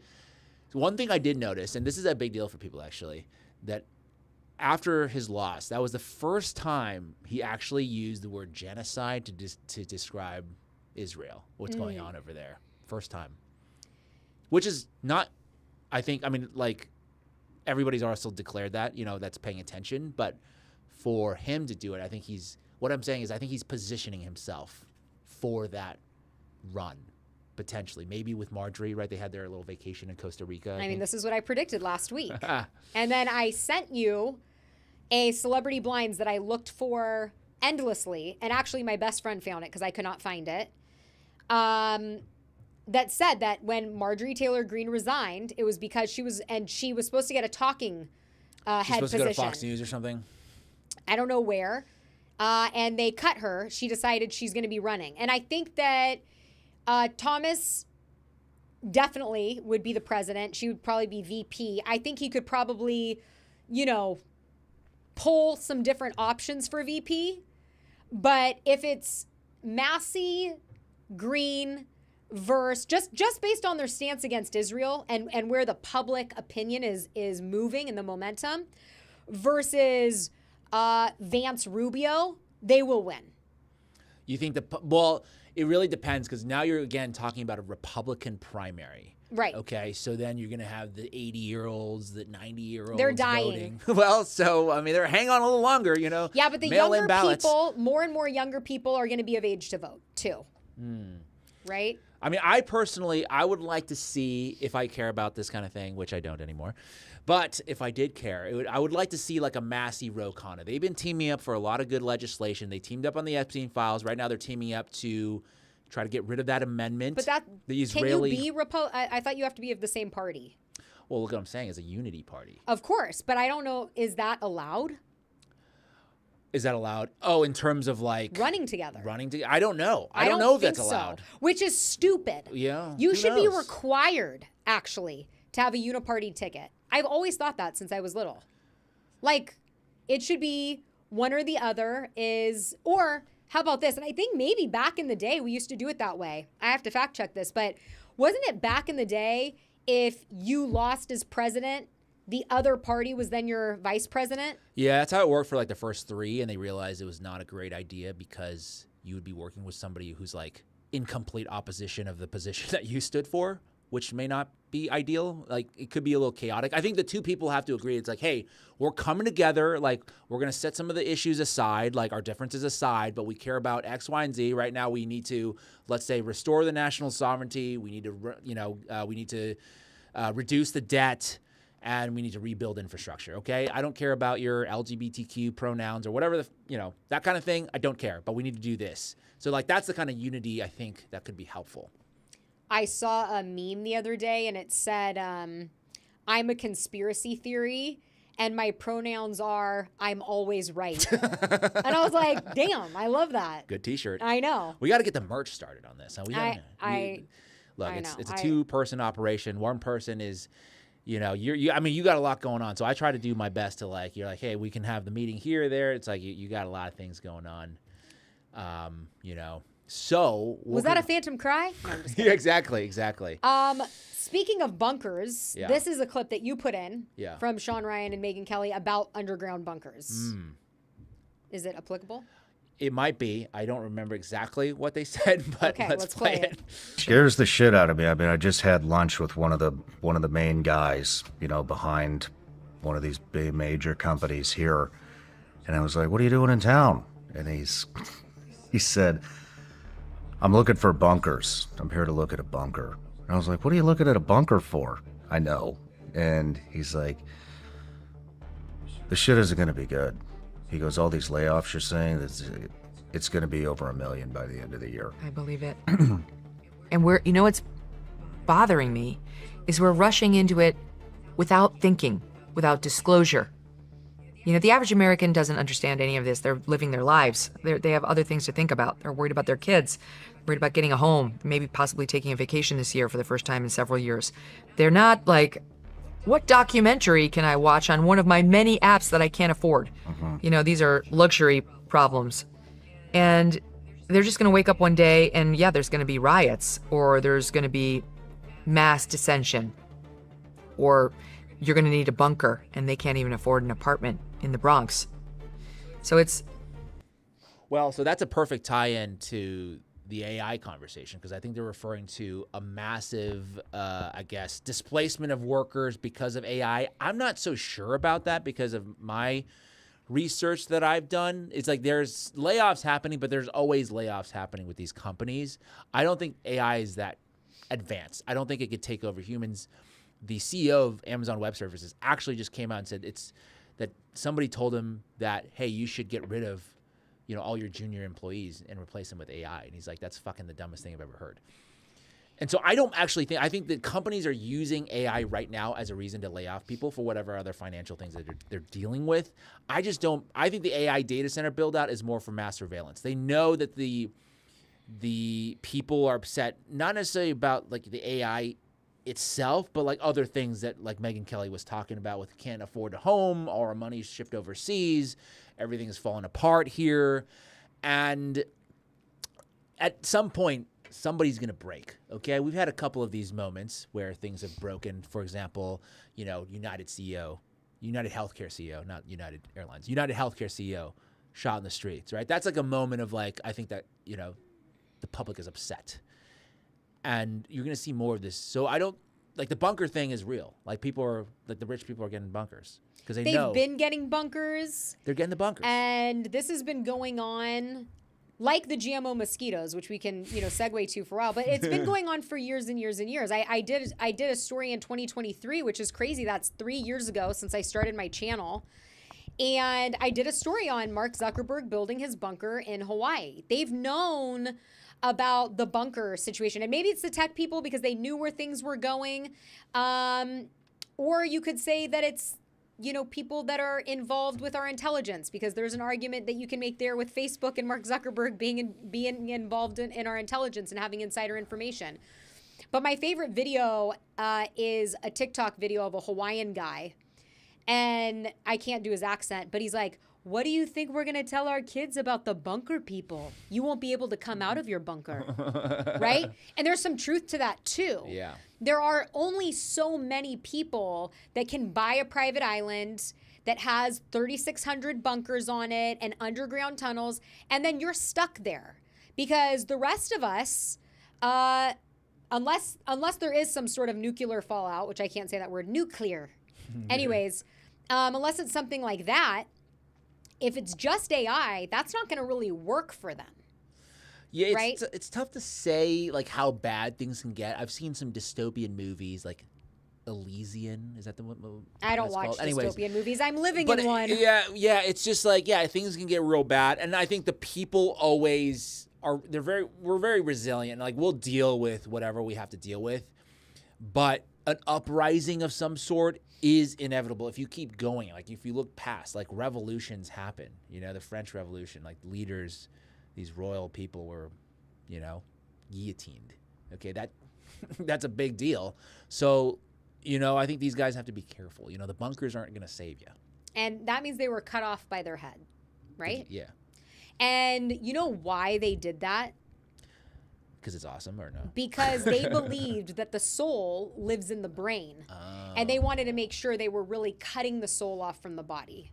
Gotcha. Anyways, that's a whole nother thing. But you do start to see more and more pushback, right? Like, look what's happening in Albania. Will they get this island approved? I don't know. I would love for it to all of a sudden, 4 years later, in the works, when they're doing all this press about it get denied. You start to see more of that. That's a good thing. You see these small towns in the Midwest and the Pacific Northwest going to their city hall, and they're protesting these AI data centers, and they're winning. Yeah, that's a good sign. That's heartening to see that people are pushing back. Actually, there are hundreds of AI data centers that are being contested now because of grassroots movement. And if you're talking about an organic protest movement, this would be one of them, which is exactly why, again, people in Congress are like, if you see anybody against these AI data centers, they're Chinese spies or they're bots, they're anti-American. I'm like, no, this is, once again, that's a psyop. And then you go to the heart of America in these small towns, and they're the ones protesting. It's right. like, I don't think your narrative is going to work here. But I do believe that, to your point, if there is enough pushback, and to what Sam Tripoli was saying, look, if their plan was working, it would have already happened, right? Like, public has pushed back enough that they're having to change course. They're trying to. They're definitely trying to. And that's when I say I don't think voting matters that much. I think you just force whoever's in power to do what you want them to do. You do whatever it takes. You become more annoying or more dangerous or more powerful than the Israeli lobby, right? The Israeli lobby is very powerful right now. They have the money, they have the media, they have the institutional connections, but you become more of a nuisance to them and they will listen to you. That's what I believe, which has happened before, right? It's not impossible. People say it is impossible, but it can be done. 100% it can be done. And, again, I don't believe that it stops at Israel, right? No. It's someone's in charge of the Israel lobby. Somebody's in charge of Israel, and you look at, it's the Rothschilds that created that country, and then you just keep going up the chain, and it really does feel more and more like there is a group of people that are trying to control the world. Yes. Although I'm going to leave those things up to you. Like, because I think conceptually my brain isn't big enough to, like, handle those layers. Like, it's very simple. Focus on the Israel, because I can see there's real. You worked there's in a really corporation. You worked in a corporation, and you know how it works, right? Well, I mean, like, you have the executives. Yeah, but then the executives, to me, is like Israel, because I can see who the executive is. Because you're saying there's all these families that are behind the executives that are unnamed, right? You have a lot of shadow figures or organizations. Okay, then put it this way, right? It's a publicly traded company, and you're saying Israel is the CEO, the COO, blah, blah, blah. Well, then who's on the board? But those are always also public. But, okay. It's not in this situation. I'm just saying you're at a higher level. You're existing. But it's a very simple anybody can understand because I this, can't right? like I can't do anything to call out these families that I don't know about. Well, we don't know. We don't know for Right. sure who the families are. Exactly, But I'm just that's saying, what I'm saying. Conceptually, you understand the concept Yes. that there is a small group of people, Yes. right, that are calling the shots, just like the board would for a Yeah. company. Right, right. At the end of the day, right? You got to make the stockholders happy. And what I'm saying is, I don't even sometimes care about who's the ones pulling the strings. I just want to be able to control the ones. I want to be able to control the puppets instead of them controlling the puppets. So it's like a takeover of the puppets. There's always going to be these puppets. It's just about who controls the puppets. So, for example, if we can, like, if the people could control Trump, like, that would be, you know, he's still a puppet, but he would maybe do some of the things for the people.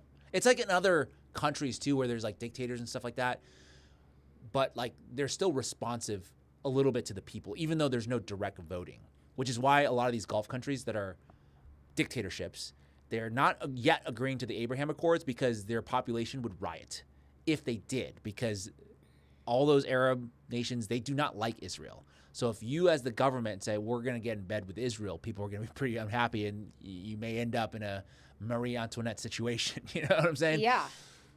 So that's my theory. That's my... No, and I think that that's correct. I think that the problem is the people are being divided. Yes, that's true. And so there is mental warfare. Yes. That the higher ups know this. Yes. They know if there's unity, if they are all on one side, they'll overpower us. We have to keep them divided.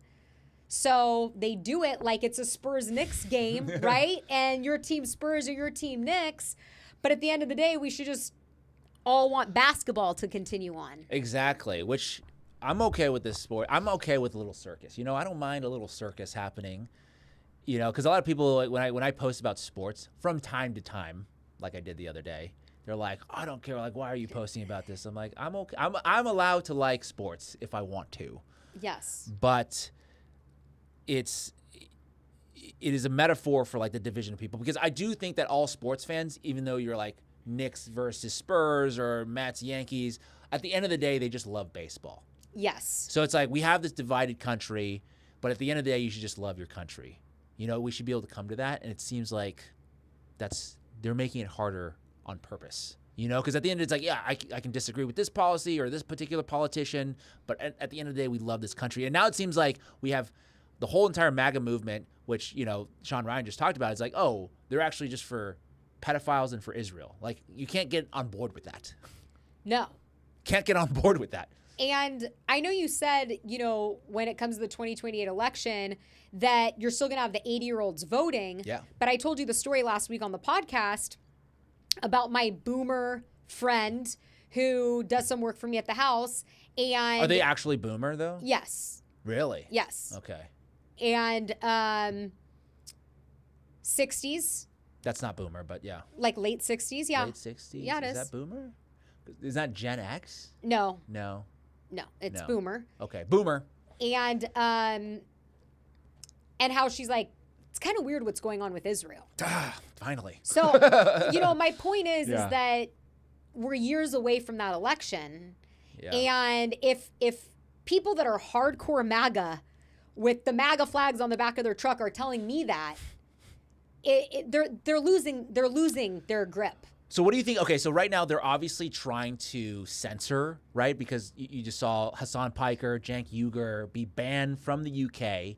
Okay, officially the statement is that if you go look at this article right here, it says they're being banned because I think of like anti-Semitism. Okay, You think, or that's why they're that's being what it banned? says. That's what it says. If you go down, get rid of this 50% off digital access. If you scroll down, they do give a reason. They said Cenk, Ugyur, and Hasan Piker was supposed to address events at South by Southwest London before their ETAs were canceled. So if you go down, it should say the reason, right? So who are they? No, keep going down. We know who they are. How are they banned? No, that's not the thing. Do we know exactly why? Okay, this says there's no official statement, but they said Ugyur has framed Israel's actions as genocide, barbaric, and savage, and accused Israel of using Jews as human shields, which they do. He has also been accused of propagating anti-Semitic tropes in criticism of Israel, Ugyur has insisted that his criticisms are confined to the analysis of Israeli influence over U.S. policymaking. It's obvious it's about Israel because it's not like what else has he talked about that could be like a threat to Great Britain? You know? Yeah. It's quite like this. Also is like, isn't the UK supposed to be also like a free country supposedly? Well, that's the thing. It's and like, also they're brought in for an event. You know, they're like brought in to speak at a major conference. So it's like, this is only going to backfire, right? It's only going to make people pay attention to say, oh, why were these people banned? That's the problem with a lot of the decisions that they make, right? It's like when your teacher, your parents, actually a better analogy, and your parents said, no, you can't look at that. You know, that's the first thing you want to look at when you get home, right? With your siblings, you're like, what'd mom say not to look at? Like, you go on the computer, it doesn't matter, right? So it's like in Finding Nemo, when Nemo goes out and the dad says, don't touch the boat, and Nemo goes, yeah.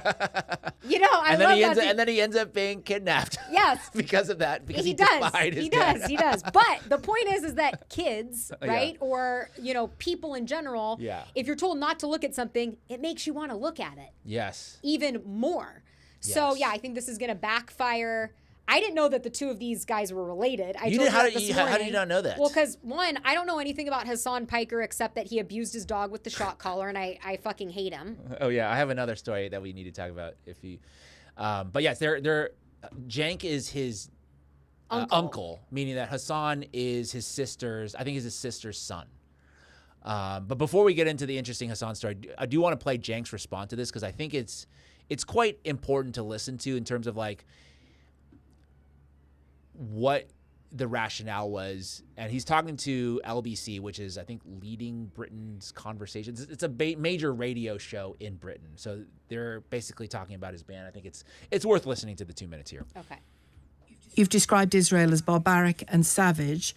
You've claimed Israel uses Jews as human shields. Your critics claim that you're sitting dangerously close to the kind of language that is creating the kind of conspiratorial fever that's led to a huge amount of anti-Semitism on our streets. Now, we cannot lay all of that. We cannot lay all of that at your feet. Of course we can't.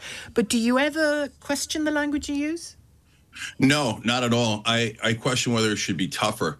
I mean, we're all going to ask ourselves later, what did we do to stop a genocide? And so what people who are Zionists and fervent supporters of Israel do is they hide behind anti-Semitism, and they use anti-Semitism as a weaponized charge to defend the disgusting, immoral actions of a foreign government. For what it's worth, and I speak to the British public every day for 3 hours, 5 days a week, nobody in this country thinks you can't criticise Israel. I want to ask I just got banned for it. Well, we'll see. We'll see exactly what the reasons were given, and then you may be right that has happened. But people. But that is the reason they gave. No, they gave it to the press. That's the government. I'm talking about the people of the country. Can I ask? Oh, the people of the country are beautiful. They agree with me.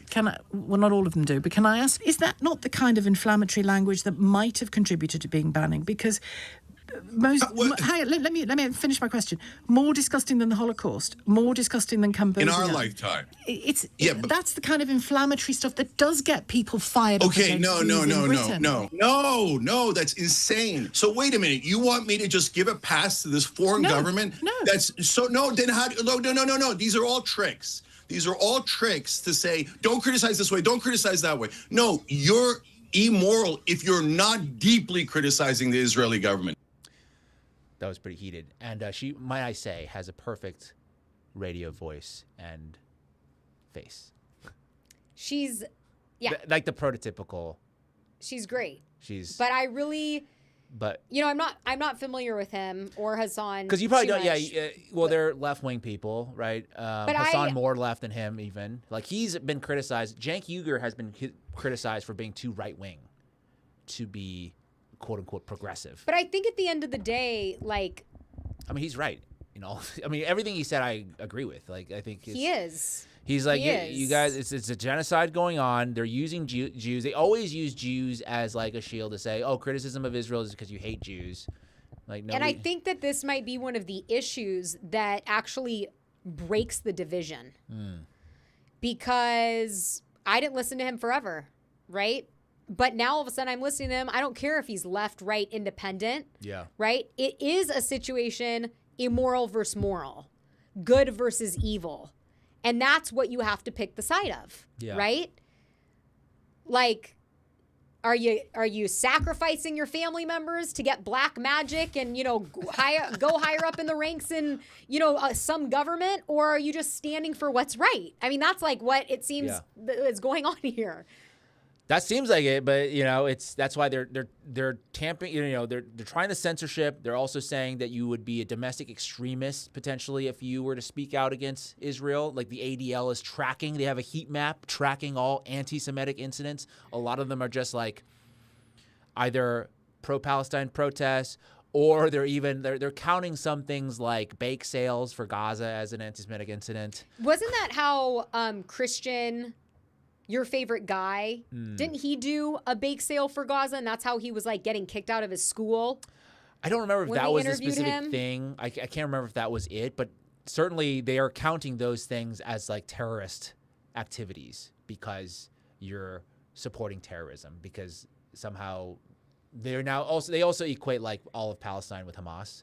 So it's like anytime you support Palestine, it's like you are I guess supporting terrorism. There was another thing, the Stop Anti-Semitism group, they just posted this yesterday of a lady. She was working at a hospital administrator. Anyway, she was wearing a keffiyeh at work, and they're like, she has to be fired. And I'm like, that's just a scarf. Like, if you can't be like that off-put by a scarf, where then you need to have this person fired. It's like it's going too far across the line. No, it's insane. And I think because they're going too far, right? Like they're talking about, if you say, you know, Christ is king is anti-Semitic, and you're saying that, if you say the Jews killed Jesus, that's anti-Semitic. No, that's historical, factual information. And I think when you do that, then people go, what the fuck? Yeah. Right now you're waking up people that didn't even have Gaza on their radar, didn't have Israel on their radar, and they're going, wait, what's going on? And it's backfiring. It is bad, because I never thought, because I'm not one of the awake people, okay? I think you actually are. Normal. I'm a normal awakening process. No, I disagree. I think that maybe on certain topics, right, like the GMO mosquitoes, maybe not awake, but like I could actually claim the opposite, because you were very awake and early with the Israel-Gaza situation. Well, no, I was post-October 7th as well. A lot of people have been talking about this since like 1980. You know, not a lot of people, because there's been a very strong coordinated propaganda effort to make sure that people aren't looking at that, and they're just the best allies, and you know, go on the birthright trip and blah blah blah. Because we didn't realize, it's because even growing up, right, there's these tropes, these anti-Semitic tropes that are thrown around, like Jews control the media, that kind of thing. And I always was like, I think they probably do, but like I don't care, you know. Who cares if they control? Like, you know, Vietnamese control nail salons. Who cares? Like there's, you know what I'm saying? Like, there are groups that are good. You know, like Italians are good at whatever. You know, pasta. It's like whatever, they got that market. Do you see what cornered. happens, ladies and gentlemen? He gets to Italians and pasta, and he says they're good at whatever. Pasta. I said, you know, they're very particular about the way they cook pasta. Anyway, my point is the arts. You know, have you ever heard of Michelangelo? But you see, okay, the point I'm making is that I don't care. But now it's just like, oh, the control of the media is for a purpose that is like nefarious, right? The reason why you need this control is to defend this state that's genocidal, versus like you're cornering your market just because you're good at it, right? You're the best at doing, you know, there's groups of people that are good at certain things, and they have that history of being, you know, that there's generational knowledge that's passed on. Like, I don't have a problem with that. No. You know, but when you're using it like for nefarious reasons, then that starts to become a problem. And then on top of that, you can't talk about it. Yeah. That's just, you know, I apologize to the Italians out there that I've offended. Thank God. We've got in the comments, Da Vinci. Yeah. Look, he was, I mean, isn't there some conspiracy around him? Like he's not such a clean character, right? Why? I don't know. He was doing symbols. Like there's something to his works that are like telegraphing something, right? I don't know. This is your world. He was an inventor. He painted the Mona Lisa. He did a lot of stuff. Yes, but he was also Anyways. Anyway, this is not a history podcast. Like, I don't pretend to know all of that stuff. What I'm saying is I am fine with We know people you don't know a lot about Italians. You've made that clear on this show. It's like, what other groups? Because there are groups that just like, they are known for a certain thing. Yes, right? of course. Like the Chinese, bad drivers. There are a lot of bad drivers. You know what I'm saying? It's a thing, but they're not doing it on purpose. You know, they're not. No. So the Vietnamese are very good at the nail salons. What else is there? Now we're gonna go through all the tropes. And get us all into trouble. mean, yeah, I think that you would say the Chinese are intellectually. Oh, they're good at math, right? The Chinese are good at math, right? Indians are great at math and engineering. Yes. But they're not doing it, to protect the government of India, right? There's nothing like that's going on. So that's I think where this awakening starts to happen. It's like, okay, yeah, you control if you're good stewards of the media, I wouldn't really care if you control the media or made movies, right? If you made good movies, I'm watching these movies. But if there's some subversive thing that's happening and you're slipping in like, oh, so-and-so is like Mossad is good, right? There's a lot of movies that I watch back now. I'm like, oh, there's like Israeli propaganda embedded within all of these movies that have nothing to do with politics, right? It's just there's a Date Night. Do you remember that movie, Date Night, with Steve Carell and Tina Fey, where they're in New York City? Anyways, there's the character they meet up with, Mark Wahlberg, is like a special ops guy, and he was like, oh yeah, I worked with Mossad, I did all this work in Israel, and then his girlfriend is like Gal Gadot. I'm like, oh, this is like a thing here. If you're that, you get Gal Gadot. Yeah. Interesting. Anyways, that's just a little bit of a rant, I suppose. Well, and then, you're talking about the movies, right? You're talking about information that we consume, and that's really what this is about. And when you look at Ghislaine Maxwell's father, Robert Maxwell, right? He was the one that owned newspapers and also the textbooks in the United States. So it's not just movies, but it's the education, which kind of brings us full circle when you were asking about Darwin. Right? Do I believe in this? Do I believe in that? And I say, I don't really know what I believe because I don't really trust history. Because it's like, who is editing the Bible? Right? You have the King James version, and then before you have, that you have a different version. And throughout history, there have been people that have been taking information away from the public purposefully in order to promote their narrative. And so you really just kind of have to try and wipe everything you've learned away. And I think really get more in touch with your intuition and your gut and allow that to kind of lead you, because who knows what you've been taught. That's true. I did a little video last week. I was trying not to spiral out of that Thomas Massey loss. I was like, let me reflect. And I was just so happened to be in D.C. So I'm like, I'm going to take a walk around the National Mall. I love D.C. I haven't been there in a long time, but it's a cool city. I'm glad it's still got its, the Trump situation there is kind of a mess right now with like them repainting the reflecting pool to be like pool blue. I didn't know they were doing that. Yes. The reflecting pool is supposed to be like dark because you're supposed to reflect, okay? It's supposed to be like a solemn, But now they're painting it blue and white for Israel. Look, I don't know what it's going to look like, but it's like the pool, like pools, right? In the resorts, they're like sky blue. Yes. They're painting it like that. Well, and then let's hope it's sky. And then you look over and they're building the UFC octagon over there in the White House, okay? And there's a huge stage in front of the U.S. Capitol building. And I think Matt Walsh was talking about this the other day, where he was like, dude, this sucks. Because America 250 is supposed to be about America. Yes. And Trump is kind of making it about Trump. And nobody wants to perform. There's no unity. There's no, like, let's come together as a country and celebrate, like, our achievements of the 250 years. Versus now it's just a Trump rally. Basically, Trump is like, he said that. Well, he said, nobody wants to perform, but I'm going to give the greatest performance of all time. Like, I'm going to be there. The ridiculous tweet. Yeah, there's a few things that came to mind. With the UFC thing, Dana White recently, I don't know if you saw this, said that Mark Zuckerberg is a killer. In what One of way? the biggest killers I've ever known, probably about his jiu-jitsu and fighting. Maybe. But Mark Zuckerberg got on like the UFC board, and when you have money, Well, look at the way that Dana White acted at the Correspondents' Dinner shooting.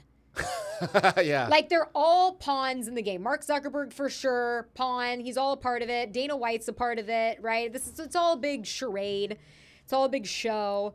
But it's not going to be a good show. See, like, America 250 I was should have been a so great excited show. originally when Trump was talking about 250, like when he first got in office.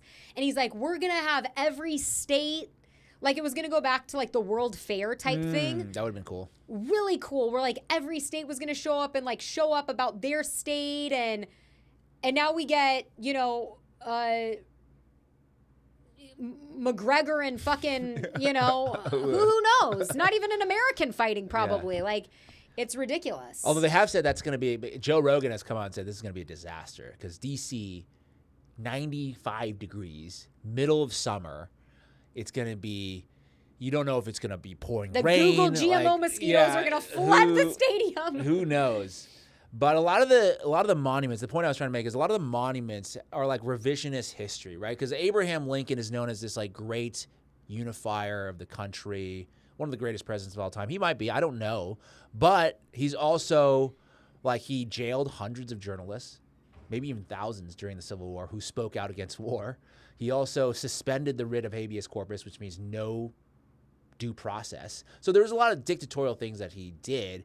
And then I looked at the Jefferson Memorial, and that was actually built during the Great Depression because FDR wanted something to distract the population because he was doing the New Deal stuff. He's like, look at this great president. And he was trying to basically like use some of that Jefferson vibes to get his shit across. So that was built because of a political project. And then there's also the War Memorial, the World War II Memorial in the mall. That was built during the Iraq War. Oh, wow. So it's like all of these things are positioned to like kind of distract the American public to say, oh, look at all these great things we did during World War II. We fought on the side of good, and we're doing the same thing today against the Iraqis who have weapons of mass destruction or whatever they said that, you know, was going on over there. So it's all of it is a little bit of like a psyop, you know, sleight of hand. If you go back and look at the history of when they were constructed, the messages that they put on there versus like what actually happened. It's interesting. It really is. So a lot of it, like, we're dealing with it real time. Like, we're trying to digest things in real time right now, figuring out. And that's why, you know, we get a lot of stuff wrong, you know, because we don't really know what the hell's going on. But we definitely know what they're telling us is not true. Speaking of Abraham Lincoln, I read this the other day that he was asked by a journalist during the war, do you think God is on your side? What did he And say? he said, the question is not whether God is on our side, but are we on the side of God? And I think that is really profound and something that we should think about a lot today. Yeah. Right? When you look at these different world events, invading Iran or Gaza or whatever, are we on the side of God? Well, some would say, I mean, that's the justification for going to war with Iran because it's a holy war. Well, they've created That's literally this, though. the reasoning. But as just an individual, when you look at it, right? Well, I think what you're asking is that are these things that we're doing moral or immoral? Well, I don't think that humans thinking that they have the right to take another life and pretend that they're God is ever moral. Well, a lot of people would debate that. A lot So of people would debate that. Anyway. I don't know. Speaking of which, you know, I know you're so Cenk. You're not that familiar with Hasan. I know you think with the dog, right? The dog. What is it? The shock collar that he had going on? 100% was shocking his dog. Yeah, I'm not actually a big fan of Hasan. I think he's kind of like I don't listen to him ever, but I think he's kind of a fake. Is like a Tim Pool, What do you mean? like a fake, like a plant? I think he is not who he like. I think I'm a person who's like deeply flawed. Like I make mistakes. I don't pretend to be like righteous in all the causes. Like I'll offend people. I'll tell jokes that are off color. He's like, oh no, we need to be for all humans, and you know there's like a righteousness. I'm gonna torture my dog on camera. Yeah, there's like a righteousness behind the content that I think is like disconnected from his true self. Right? Because I think. Like when we spoke to Sam Tripoli, I really connected what he was saying. It's like, hey, I try to do the right things, but like I'm deeply flawed. Yeah. Right? I don't always, because I know that, so then I don't pretend to like be the decider of justice, Yeah. Like, that's just, I don't have the capability for that. And I think Hasan is a little bit like that, where he acts like high and mighty. Like he's on a pedestal. Exactly. I exactly. hate that, yeah. And so I thought it was an interesting story that came out, if you want to learn about Hasan's sex laptop. Let's take a look at his sex laptop. I know this is a hit piece. I'm not going to lie, this is a hit piece because it's from the New York Post, or now they call it the California Post for people in California. But I think you got to zoom out a little bit. You zoom too far in here. All right. Hasan Piker's seedy, sex-obsessed life, soliciting nudes, lists of best breasts, and separate laptop for porn, which I think is generally a good idea anyways. If you're going to consume, like, you should have a separate laptop because, you never know with those websites. It was crazy in this interview I was talking about with Tucker Carlson and this father. I need to figure out what his name was. I loved it. But anyways, he was saying in confessionals, Tucker was saying, like, what's, you've been a priest for 20 years, an Orthodox priest, what has changed? And it's the porn thing. Oh. And that is the biggest thing that people confess for. And he said, Tucker was like, well, like, how many? And he's like, more than addiction, more than cheating, more. And he said, way more. He goes, it's all of men and most women. Really? And I was shocked by that. Yeah, that's like a thing that personally, like, I was exposed to porn from a very young age. Yeah. And it colored the way that I thought sex was supposed to be, and it still does. Interesting. So it's like, there's things that I like that I know that if I didn't watch this, I wouldn't have known this thing. And so now, because I've been exposed to it, it's now part of the sort of things that I enjoy, which may or may not be good. But I think the problem with porn is that there's a lot of propaganda out there that says it's good. Whereas like cigarettes, drinking, like nobody's out there saying, like, smoking is going to be very good for your health. Other than Peter McCullough, I saw him on Theo. Yeah. Oh my God. Where it said like smokers are like less susceptible to like long COVID or something like that. No, you want to know what's so funny? I watched that and I didn't know it was about nicotine. And at the time, I was like a pretty big pot smoker during COVID. Yeah. And I remember thinking like, man, like, because I you just never got it. No, and I was thinking like it's because heat kills viruses, right? So it's like less likely you're going to get a virus in the summer. That's why viruses like really take off in the winter months and stuff. Yeah. So I was thinking, oh my gosh, when I'm smoking weed, all the hot air was killing them. This is what I thought at the time, right? Yeah, it might be true, right? Right. So when I saw Peter McCullough, and then he's like, and it's the nicotine that enables the spike protein, this and that, and I was like, oh. But I had thought that at the time. So then you stopped smoking weed and then you got COVID. It is true. So I don't know. Because I don't think you're. But I will say this. For me personally, I was like a DARE advocate my whole entire life. Really? Yes. And then, tried it, really liked it. But I think that in general, and people are going to disagree with this and say whatever, but I think a sober life is the best life. Well, that's obviously true to some regard, although I will throw since we were talking about Frank Sinatra before the show. Yes. Okay. He had this quote that I love, which is, I feel bad for people who don't drink because they wake up in the morning and that's as good as they're going to feel that day. And I thought, I was like, oh, that's, because you be having a shitty day, and then you go out to the bars, you're like, all right, I feel better now, temporarily. Well, I will say this. I think that living a healthy life, right? Yes. I think that if you're eating McDonald's and drinking soda and not working out and living inside online and you're not getting fresh air and vitamin D from the sun and you're not drinking, you're probably waking up not feeling too good. But if you're sober and you're treating your body really well and you're fueling it with whole foods and fruits and you're in the sun and you're hiking and you're living offline, I think you wake up feeling really good. Like I wake up every day and I'm like, thank you God for another, like I'm very happy. Right. And I think that's great. I'm not even sleeping right now.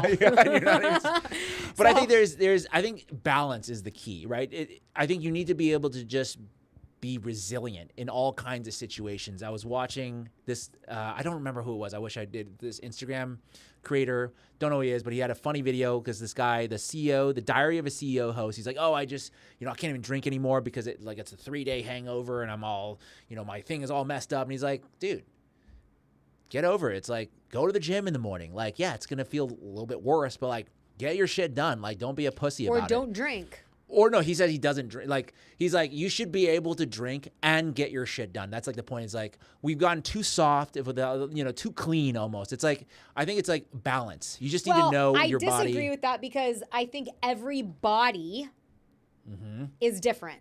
True. And I think that when it comes to alcohol tolerance, it depends on your liver. Your liver is a filter for everything that you interact with in a day, right? From chemtrails to viruses, bacteria, the fucking Febreze scents that you smell every day, right? The cologne bomb. The cologne bomb, man, in Kentucky. My God, I can barely think. All of these things are filtered through the liver. And so if you have a sluggish liver, right, and an overburdened liver, yes, it will impact you worse.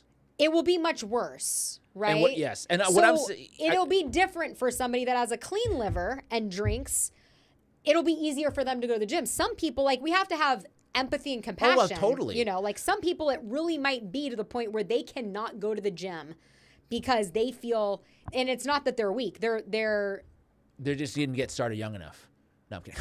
No, but they're. I'm just kidding. Do you know what I mean? Like, they just can't function. No, I agree with that. I'm not saying these things are good things. What I'm saying, I guess overall, to tie it back to the porn thing, is that these are all vices that we're all talking about here. And I think to be human is to have a vice. Like, everybody has their vices. Some, like, really, really bad vices. Some, I would say, more benign vices. But they exist. Like, everybody has a vice. And with the pornography thing, I think is, like, there's a huge industry in trying to, like, justify that's not a vice. It's actually healthy in some way, which I don't believe it to be true. That what's healthy? Consuming porn is healthy. Okay, so I just don't think there's no case to be made for that. And we know it's like drinking is not good. It might be fun. Like, I can justify, like, I'm gonna go out and have a fun night. It's not gonna be necessarily long-term healthy for me, but I'm gonna do it. But there's nobody out there saying that, like, people should be binge drinking every night. Okay, but there's a lot of research out there saying, like, oh, normal porn consumption is actually good for a healthy relationship and it spices up the sex life and this and that. I don't find that to be true.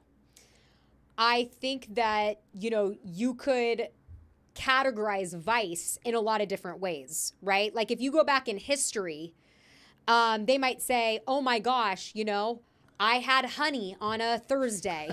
Seriously, right? It's like when life was a cleaner, thing, and there weren't all this processed foods and all this shit. Honey is pure. It's like if you were to have sugar, that's like the best form of sugar you could probably get. I mean, and it's healing, right? But I'm just saying, like, and so I think that people and propaganda has said, it's okay to have a vice. And these vices can. You think that's also propaganda? Yeah, and I'm not saying that, like, you should be a perfect person. I'm not saying that we're imperfect people, but I'm saying to have these extreme things like binge drinking, drugs, pornography be your vice, I think is a excuse for something that's really harmful to the human body. Well, that's what I was saying. People have some vices are like, I have a can of soda every weekend. Right. Versus like, I'm going to go and binge drink 15, Beveraginos and black out. That's my point. Like, there's a spectrum. And everything is included. Right. And I just think that it's about balance. It's like, if you can't handle, like, you need to know your own body, to your point. It's like, you need to know how much you can drink and what it's going to allow you to do. Like, for me, because I'm getting older now, I used to be able to drink no problem, no hangover, zero. It's like everybody. I'm functioning perfectly. Yeah. Up until a few years ago. And now I do have a hangover that's not as bad as other people, but it's just like I'm lethargic. Got to detox the liver. Yeah. So it does impact me. Then I'm going to make a decision to say, all right, I'm not going to do that as often. I'm still going to, I still enjoy, having fun and stuff like that. But I know my own body, and everybody just needs to know their own body. And I'm not making an excuse. I'm not saying this is healthy behavior. The problem is that they Who's right? They? Organizations. I thought you were talking about the Jews. Fund these papers right? And they say porn is healthy for, right? And then you find out, oh, the owner of Pornhub is the one that funded this study that said that, right, porn is good for the relationship. Well, that's the thing with the moderation thing. That's actually funded by Big Food. Yes. Like, everything in moderation. Yes. And actually, you know, you shouldn't be doing cocaine in moderation, right? That's not good for you. And so you probably shouldn't be doing porn in moderation either. And so my point is that these highly addictive things, you say, oh, you should be able to have control over your own body, but they gateway you in there by saying, oh, it's healthy for the relationship. Then you're in. Then some people can't get out because now they no longer have control over their own body. Correct. So that's the issue. And that's, I think, a lot of young people. I mean, I would throw myself in this category as well, where we cannot like separate that. Once you're in that porn environment, that's the direction. You really can't go the other way. You know, like once it's not like you just stop drinking and you don't drink anymore. It's like you've seen what you've seen. Like you can't unsee. Like it's, even if you don't look at porn anymore, it's in your mind. It's in my, exactly, because I've seen it before. I mean, it's kind of like looking, I mean, like if you've seen war, if you've seen somebody get blown up in your face, like you can't forget that. Whereas, or same thing, I think, for images, visuals, videos. Like you've seen it. Yes, you can abstain from it going forward, but it's always going to color your preferences going forward, at least for me. Yeah. It's interesting. It's an interesting tangent we went on there. Yes, because Hasan Piker, okay, left-wing darling, they say. I guess, wait, go ahead. He's, let me read that real quick. He's a left-wing darling? That's what it says. Oh But when the cameras are off, the real Hasan Piker is a shallow, sex-driven, sources claim. I mean, yeah. That's He's not... a pervy, porn-obsessed frat boy. Look, that's not surprising, right? That's not shocking if this is true. I'm not saying it's true. This is a hit piece, but probably true. I mean, this father on this interview said that the average age that kids are exposed to pornography, do you know the number? I would guess probably like 12. 8. 8? Jesus. 8. Okay, because I think I was like maybe middle school or so when that, I guess when I first remember. I don't know if what they count as first exposed. Like that's the first time I remember seeking it out myself. I don't know if people see a nude and that counts as I think porn, girls are, I mean, and maybe I'm just a prude and different, and I don't know. I'm not like the spokesperson, but I never like Googled that in high school, but I remember a guy that liked me. I was like hanging out in his room and he like put it on. Really? And I was like not that type of girl. And I was like, what are you doing? Yeah. Like it was so weird to me. Look, 50-50, but maybe you were into it. And well, I wasn't. And I was like, shame. No, but like Game of Thrones. But yeah, I don't know. I maybe I feel like guys are more sexual beings younger, and they're like looking that stuff up, true. You know. That's true, probably true. And porn is sort of geared towards guys anyways. Like it's most of it is filmed for guys. It's not really for girls to consume, right? Say that again? I'm saying most of porn is directed in a way where it's appealing to guys. It's not really that appealing to women. Honestly, most part, right? I don't really know because I don't watch porn. So I although know. The father, so he went on Tucker and he said that girls are also. He said that in the confessionals, it's all men and most women. Which I was like, wow, I was blown away by that, you know? Yeah. It is crazy. But the last Robosphere said I was exposed to hardcore porn way too early. DBFI guy said, this is why you don't have a phone in your kids' faces instead of spending time with them. Like I didn't have, I mean, I grew up in the last era of no phones. But there was the computer. And it was Wild West. It was Wild West, yeah. When we were growing up. Like no one, the parents didn't know what you could find on there. No, but I mean, I have been several times. I remember one time my grandma walked in. With porn? Yeah, I wasn't expecting it. I would hope not. Otherwise, you're watching some really weird shit. I mean... And was she like... No, she just walked back Shame, out. shame, No, shame. she just Oh, my walked God. back out. Yeah. I think I was like in high school or something. Well, I don't know. That would be awkward. It wasn't ideal. Put it that No. way. It was not ideal. No. What had happened there. But yeah, I think there's a little bit of like pretending. I think with Hasan Piker, right? He's like receiving nudes allegedly from women. That's like, he's a good looking guy. And I'm Is just. he? Not in mean, this I guess- picture. Let's pull it up here. I mean, look, That's it a doesn't, screenshot. Whatever. It doesn't matter. It doesn't matter. Because he shocked his dog. So even if he looked like a young Leonardo DiCaprio, I'd be like, ew.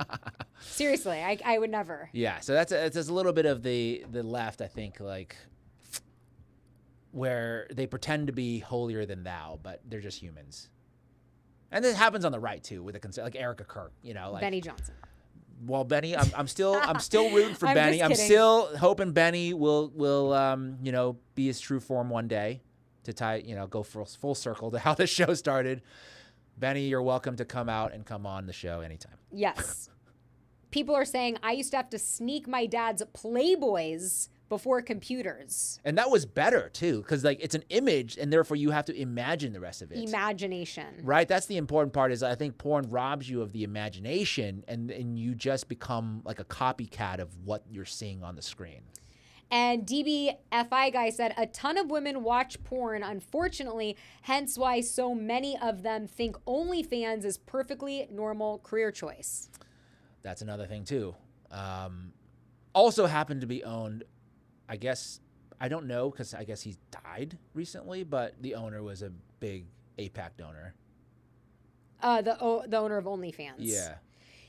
Yeah, but wasn't there like some conspiracy there of like how he suddenly died, that he was like supporting something else? That I don't know. Oh. That I didn't look into, but I just know that's when the AT&T chick got really pissed off at me. Oh, what happened there again? You know the AT&T chick? I don't think she does that anymore, but like she was. I only really know the progressive chick. No, this is like I'm talking about the commercial AT&T. So am I. Yeah, the girl. Progressive commercial girl. No, not that. Not Flo. I'm saying I'm not talking about Flo. So, growing up in high school, I knew someone that knew Flo. Oh, that was really? like one of my parents' friends was an actor. Yeah. Or like wannabe actor, and I remember back then she had been doing it for like 5 years. She was already getting super rich from it. So I'm like, now she's probably worth like 40 mil. And that's all she. Imagine. I know, but You're like, I'll take this commercial. I'm trying to be an actor, and then you're way richer than like I know, Oscar but winners. But the problem is she probably was like, oh, I had so much more range than this. You're like pigeonholed into Would Flo. you care? The artist would. A lot of artists. It's like, oh, maybe. I'm pigeonholed into this thing and I can't get out of it. Yeah. It's probably frustrating for her. Not the worst case scenario because you're also wealthy. You know, You're counting 40 million, so Yeah, you're exactly. like, well, you know, it's but, okay. Okay, so you probably you don't know who I'm talking about. But anyway, she was out there promoting OnlyFans as like a career choice, and I just said this is very not smart necessarily, right? It is a career choice. I'm not going to say like you can't do it. I'm not going to ban it, but it's just you're not being honest. And then I also pointed out that APAC was like a big donor and this and that. And she was like, you need to take this down because blah, blah, blah. And you're like, no. Yeah, I said no. Anybody asked me. That's when I started going real hard at Spencer Pratt because one of his people in his orbit called me, 45-minute conversation, trying to get me to take down that very first video that I posted. Big mistake. And I'm like, ain't happening and now. it's happening now. And I'm like, I'm going to go do more videos now. That's like, what were we talking about? It's like if you tell me I can't do something, then I'm just going to do it more. Nemo. That's right. That's exactly what it Bring is. it full circle. Anyways, that is, I think, the show. Well, let's just quickly bring Oh, up mosquitoes. the Mosquitoes. GMO, right, before Yes. we forget. I thought we were going to end at 2, and then I was like, we did this last time where we had 5 categories we forgot to talk about. Because just like we did today, we got off on a porn tangent that wasn't scheduled for the show. Yeah. But breaking news, Google is planning to release 32 million mosquitoes across Florida and California. Where do they get these mosquitoes from? The company has asked the EPA for permission to proceed with Of the course. public, given until June 5 to respond. So how many days? What's today? The 3rd? The 3rd. Well, I mean, EPA obviously is going to give the big thumbs up. Well, we'll see. The mosquitoes are infected with Wolbachia bacteria, which stops them from reproducing and slowly collapses the wild population from within. This should say allegedly, by the way. Which you probably want to put this on the screen. Oh, sorry. I did not put this on the screen. Google's previous debug project trial in California's Central Valley nearly eliminated mosquitoes from 3 test sites entirely. A separate trial in Singapore cut dengue cases by 70% within 12 months. Google has now released over 1 billion mosquitoes across 4 continents. The new proposal is the largest deployment in U.S. history. Wow. So is this, I mean, I hate mosquitoes. So, like, I don't mind mosquitoes being gone, but is there a risk here that's happening? Like, is this not what they're saying it is what you're saying to it's like it's some, like, infected mosquito that they're, like, what's the situation Science here? gets it wrong a lot, right? True. Yeah, like, we don't know the impact in the ecosystem if you get rid of mosquitoes, like, no, some other I don't thing. mean that. Oh, you don't mean that. Okay. I don't mean that. I mean that they are saying that we have genetically modified these male mosquitoes to sterilize the mosquito population. Okay. But they've done what? It said 3 tests. The problem is this has been going on for years and years. In 2023 and 2024, it wasn't Google releasing the mosquitoes, but Bill Gates was behind a project where they were releasing these mosquitoes. And it was the first time that certain eradicated mosquito illnesses popped up in the same states that they released the mosquitoes. And so you have scientists and professors at Yale and Harvard, when they were first starting these projects, that said, well, a little caution here. What might happen is you might create hybrid species that now will no longer die off with the pesticides that we spray in the sky to kill the mosquitoes. They might now be resilient to your typical pesticide. And now you're going to have a mosquito issue. Because obviously the mosquito itself is going to want to survive, right? And so they could develop new adaptations. Back to Darwinism again, this I think you believe in, right? It's like the strongest, the fittest are going to survive. So they may create some new subspecies of mosquito that is immune to whatever you're putting out there, and that could mutate into some other crazy thing, is sort of what you're saying. You just don't know. And I don't trust Google or Bill Gates or any of these private companies to be doing what's best for the population. They should definitely, like, for example, there should be a sovereign thing. It's like, in your area, like, do you want these mosquitoes released? You should vote on it, right? Right. No, it's just like all of a sudden, I don't know if you've seen the clouds. This has been happening for a long time. They just, all of a sudden, there's like a black cloud that's released from a helicopter, and it's a bunch of mosquitoes. Oh my God. That would be, I mean, I would freak out. Well, it happens in California. It's been happening for years and years.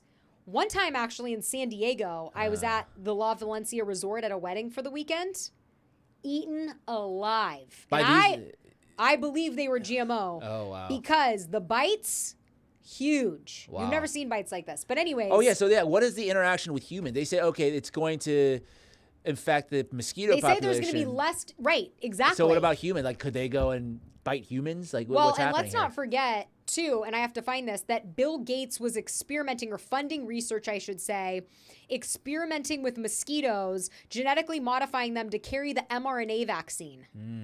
Awesome. Right? So it's like, if you didn't want to get vaccinated, now all of a sudden, who knows what they're dropping from the sky? This is just to show you. This was an article from 2021, just to show you how long this has been happening. A company just released 150,000 genetically modified mosquitoes in the United States. Thanks to a biotech firm funded by Bill Gates. So this is the problem. This is what's been going on. You can click out of this screen for a second here, because I'm going to pull up a video that I bet you have not seen, that's been around for a few years at least. I've done a video on this in probably 2023, but I want you to watch this. It's 3 minutes. I think it's worth it. I haven't watched it in years, so let's hope this isn't like the 60 Minutes video. I'm Scott O'Neill here in Medellin, Colombia today, and I'm at the world's biggest mosquito factory for the World Mosquito Program. We're making in here 30 million mosquitoes a week. Come and have a look. We're doing it for a very serious reason. Cities like Medellin have suffered from diseases like dengue, Zika, chikungunya for decades, but not anymore. We've been able to bring the solution of Wolbachia mosquitoes to this city. When this bacteria called Wolbachia gets introduced into the mosquito, it stops their ability to transmit dengue. We release mosquitoes that have Wolbachia, and then they go and mate, and Wolbachia gets passed into the wild mosquito population. If we're going to control these diseases in all the tropical cities of the world, it's going to require a lot of mosquitoes. The mosquito life cycle starts with the egg, and in this room, we've got a lot of eggs. Each one of these strips, these tiny black dots, are up to 10,000 mosquito eggs. Across all of these strips, about 1.5 million dried eggs waiting to hatch. In this tray, we've got the newly hatched eggs. They're little larvae, so small you can hardly see them. They're going to sit in here for a few days and eat and get bigger until they look like these ones over here. They're starting to turn into pupae. We're wanting to do the next step of sorting the males from the females. We want to do that so we can manipulate the sex ratio in the cages to be more female than male. The bottom ones along here are the boys, and the ones at the top are the girls. They're bigger. From here, they're going into the adult cages. We have adults that we continuously grow in what we call our brood stock. And then over here, we have the mass-produced mosquitoes getting ready to give us the eggs to go out directly into the field. It's crazy how they sound.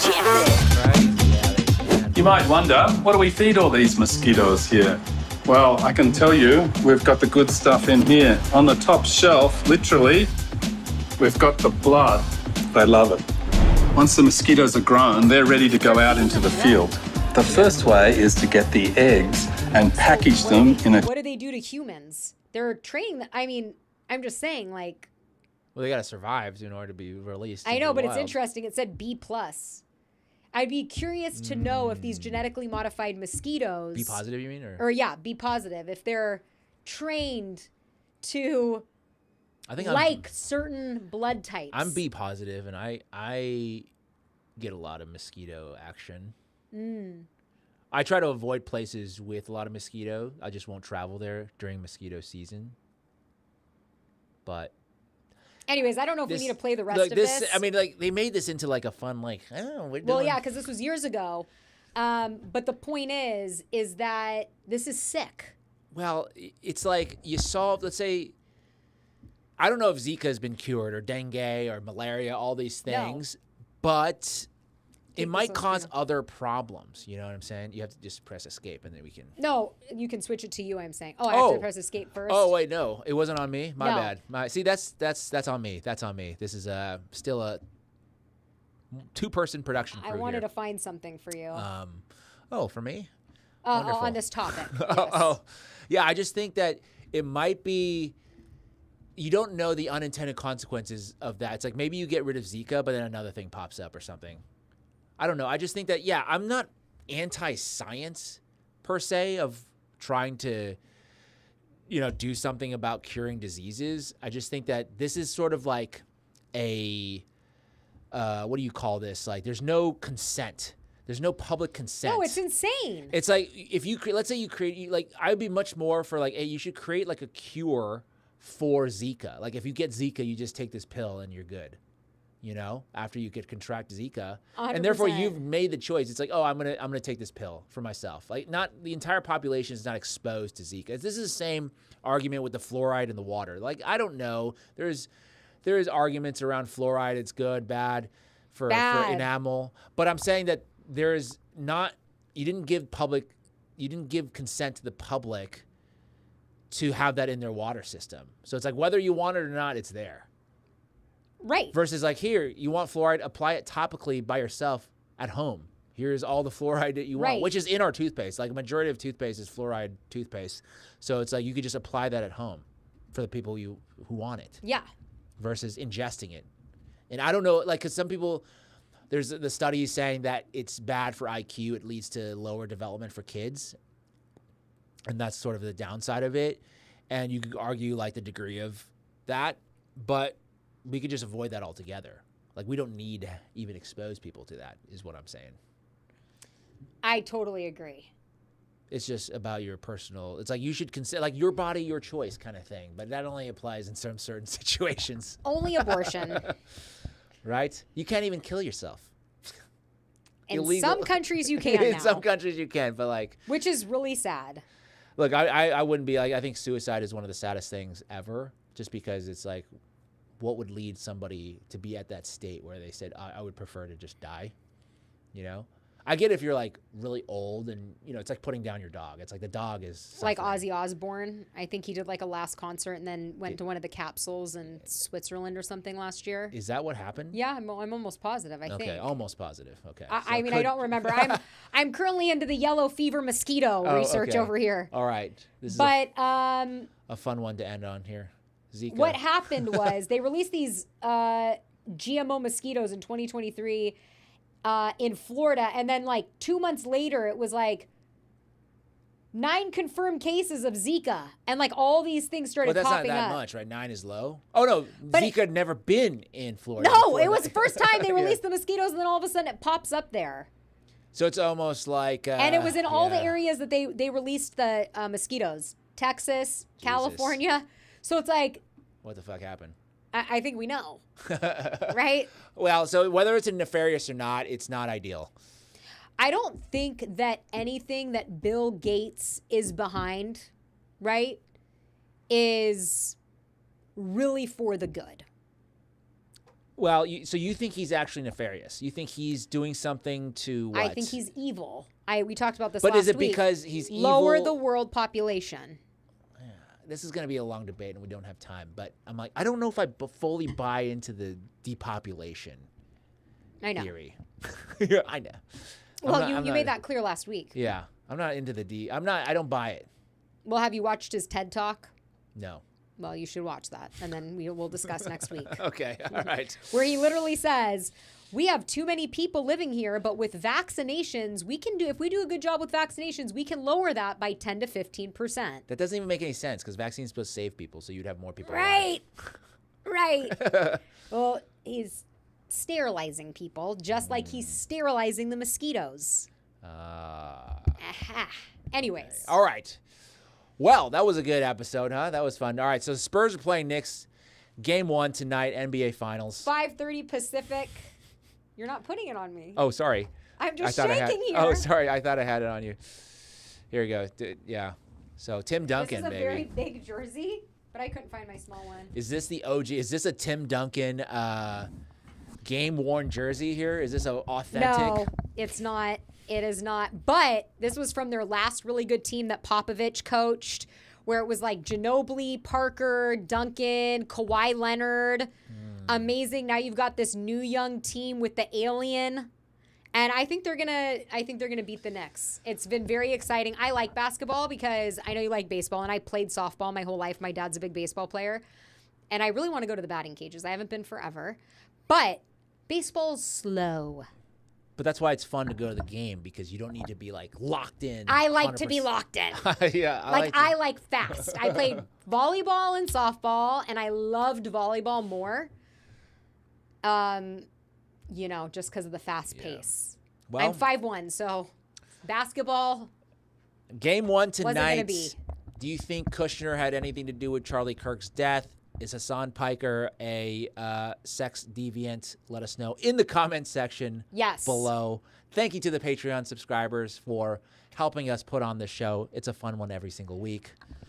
Donald DB995 says Spurs suck. We'll see tonight when they dunk on the Knicks, baby. We'll be back next Wednesday, and it'll be, I think, 3 games by next Wednesday, because there's game 1 tonight, game 2 Friday, and you know this. I don't know if our audience is, but I'm very competitive. So I love sports. When I'm into it, I'm into it. And one of the players, I think his last name's Harper. He's a rookie. His dad was an NBA champion, but his mom, Filipino, coached his team his whole life, basketball. And after the game, he goes to mom and gives a big hug. And I'm like, oh my gosh, this is so I just think of myself, like, could I be a coach? Yeah. For my son, and then I don't know that he'll go anywhere, but it's just so exciting. So, anyways. Well, one can dream. Exactly. Thank you guys all for the love. If you see a black cloud over the weekend, go get shelter. Get yourself, I would say, 2 things. A blue light. Have you seen those? The blue light lanterns? You don't have one of those? Oh my God, the mosquitoes fly to the blue light and then they get electrocuted. Oh, yeah, that's nice. Well, I have a swatter that has like a blue light ring when, but it's for flies.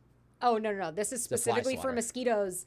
And in the summer, I put it out because I have 3 dogs. So I have to like leave the door open so a mosquito could wander in. And when you hear the electrocution, you smile. You might be in bed and then all of a sudden you hear zzz, and you're like, yes, we got one. Nice. And then the other thing is that little $8 contraption you can get off of Amazon called the bug thing. You guys know what this is, right? Where you suction your mosquito bite. Such relief. Not seen that. Oh, it's the best. If you don't have one, you should definitely buy. Well, we don't have that many mosquitoes, luckily, around. They're about to drop 500 million I know. on California. Look, I hope it's not around here. Jesus. Well, I'm telling you, in 2023, it was in San Diego. Oh, my gosh. It had to have been. You should All have right. seen the size of these bites. All right, I am going on and getting a blue light. And you know, I think the genetically modified ones can go through the clothing. Jesus. Oh, no. All right. I don't know, but... Great way to end the show. Very, very, very, very optimistic. Oh, people are saying lavender and lemon oils are detergents too. Yes, those are also good. Those are good for ticks as well because I did a tick story recently. So that's also if you want to keep those crazy ticks out of your body. Yeah. Lone Star tick. So find a doTERRA rep near you. All right, guys, thank you so much. Let us know what you think about all of this down below. Go Spurs, and we'll see you next Wednesday. Bye.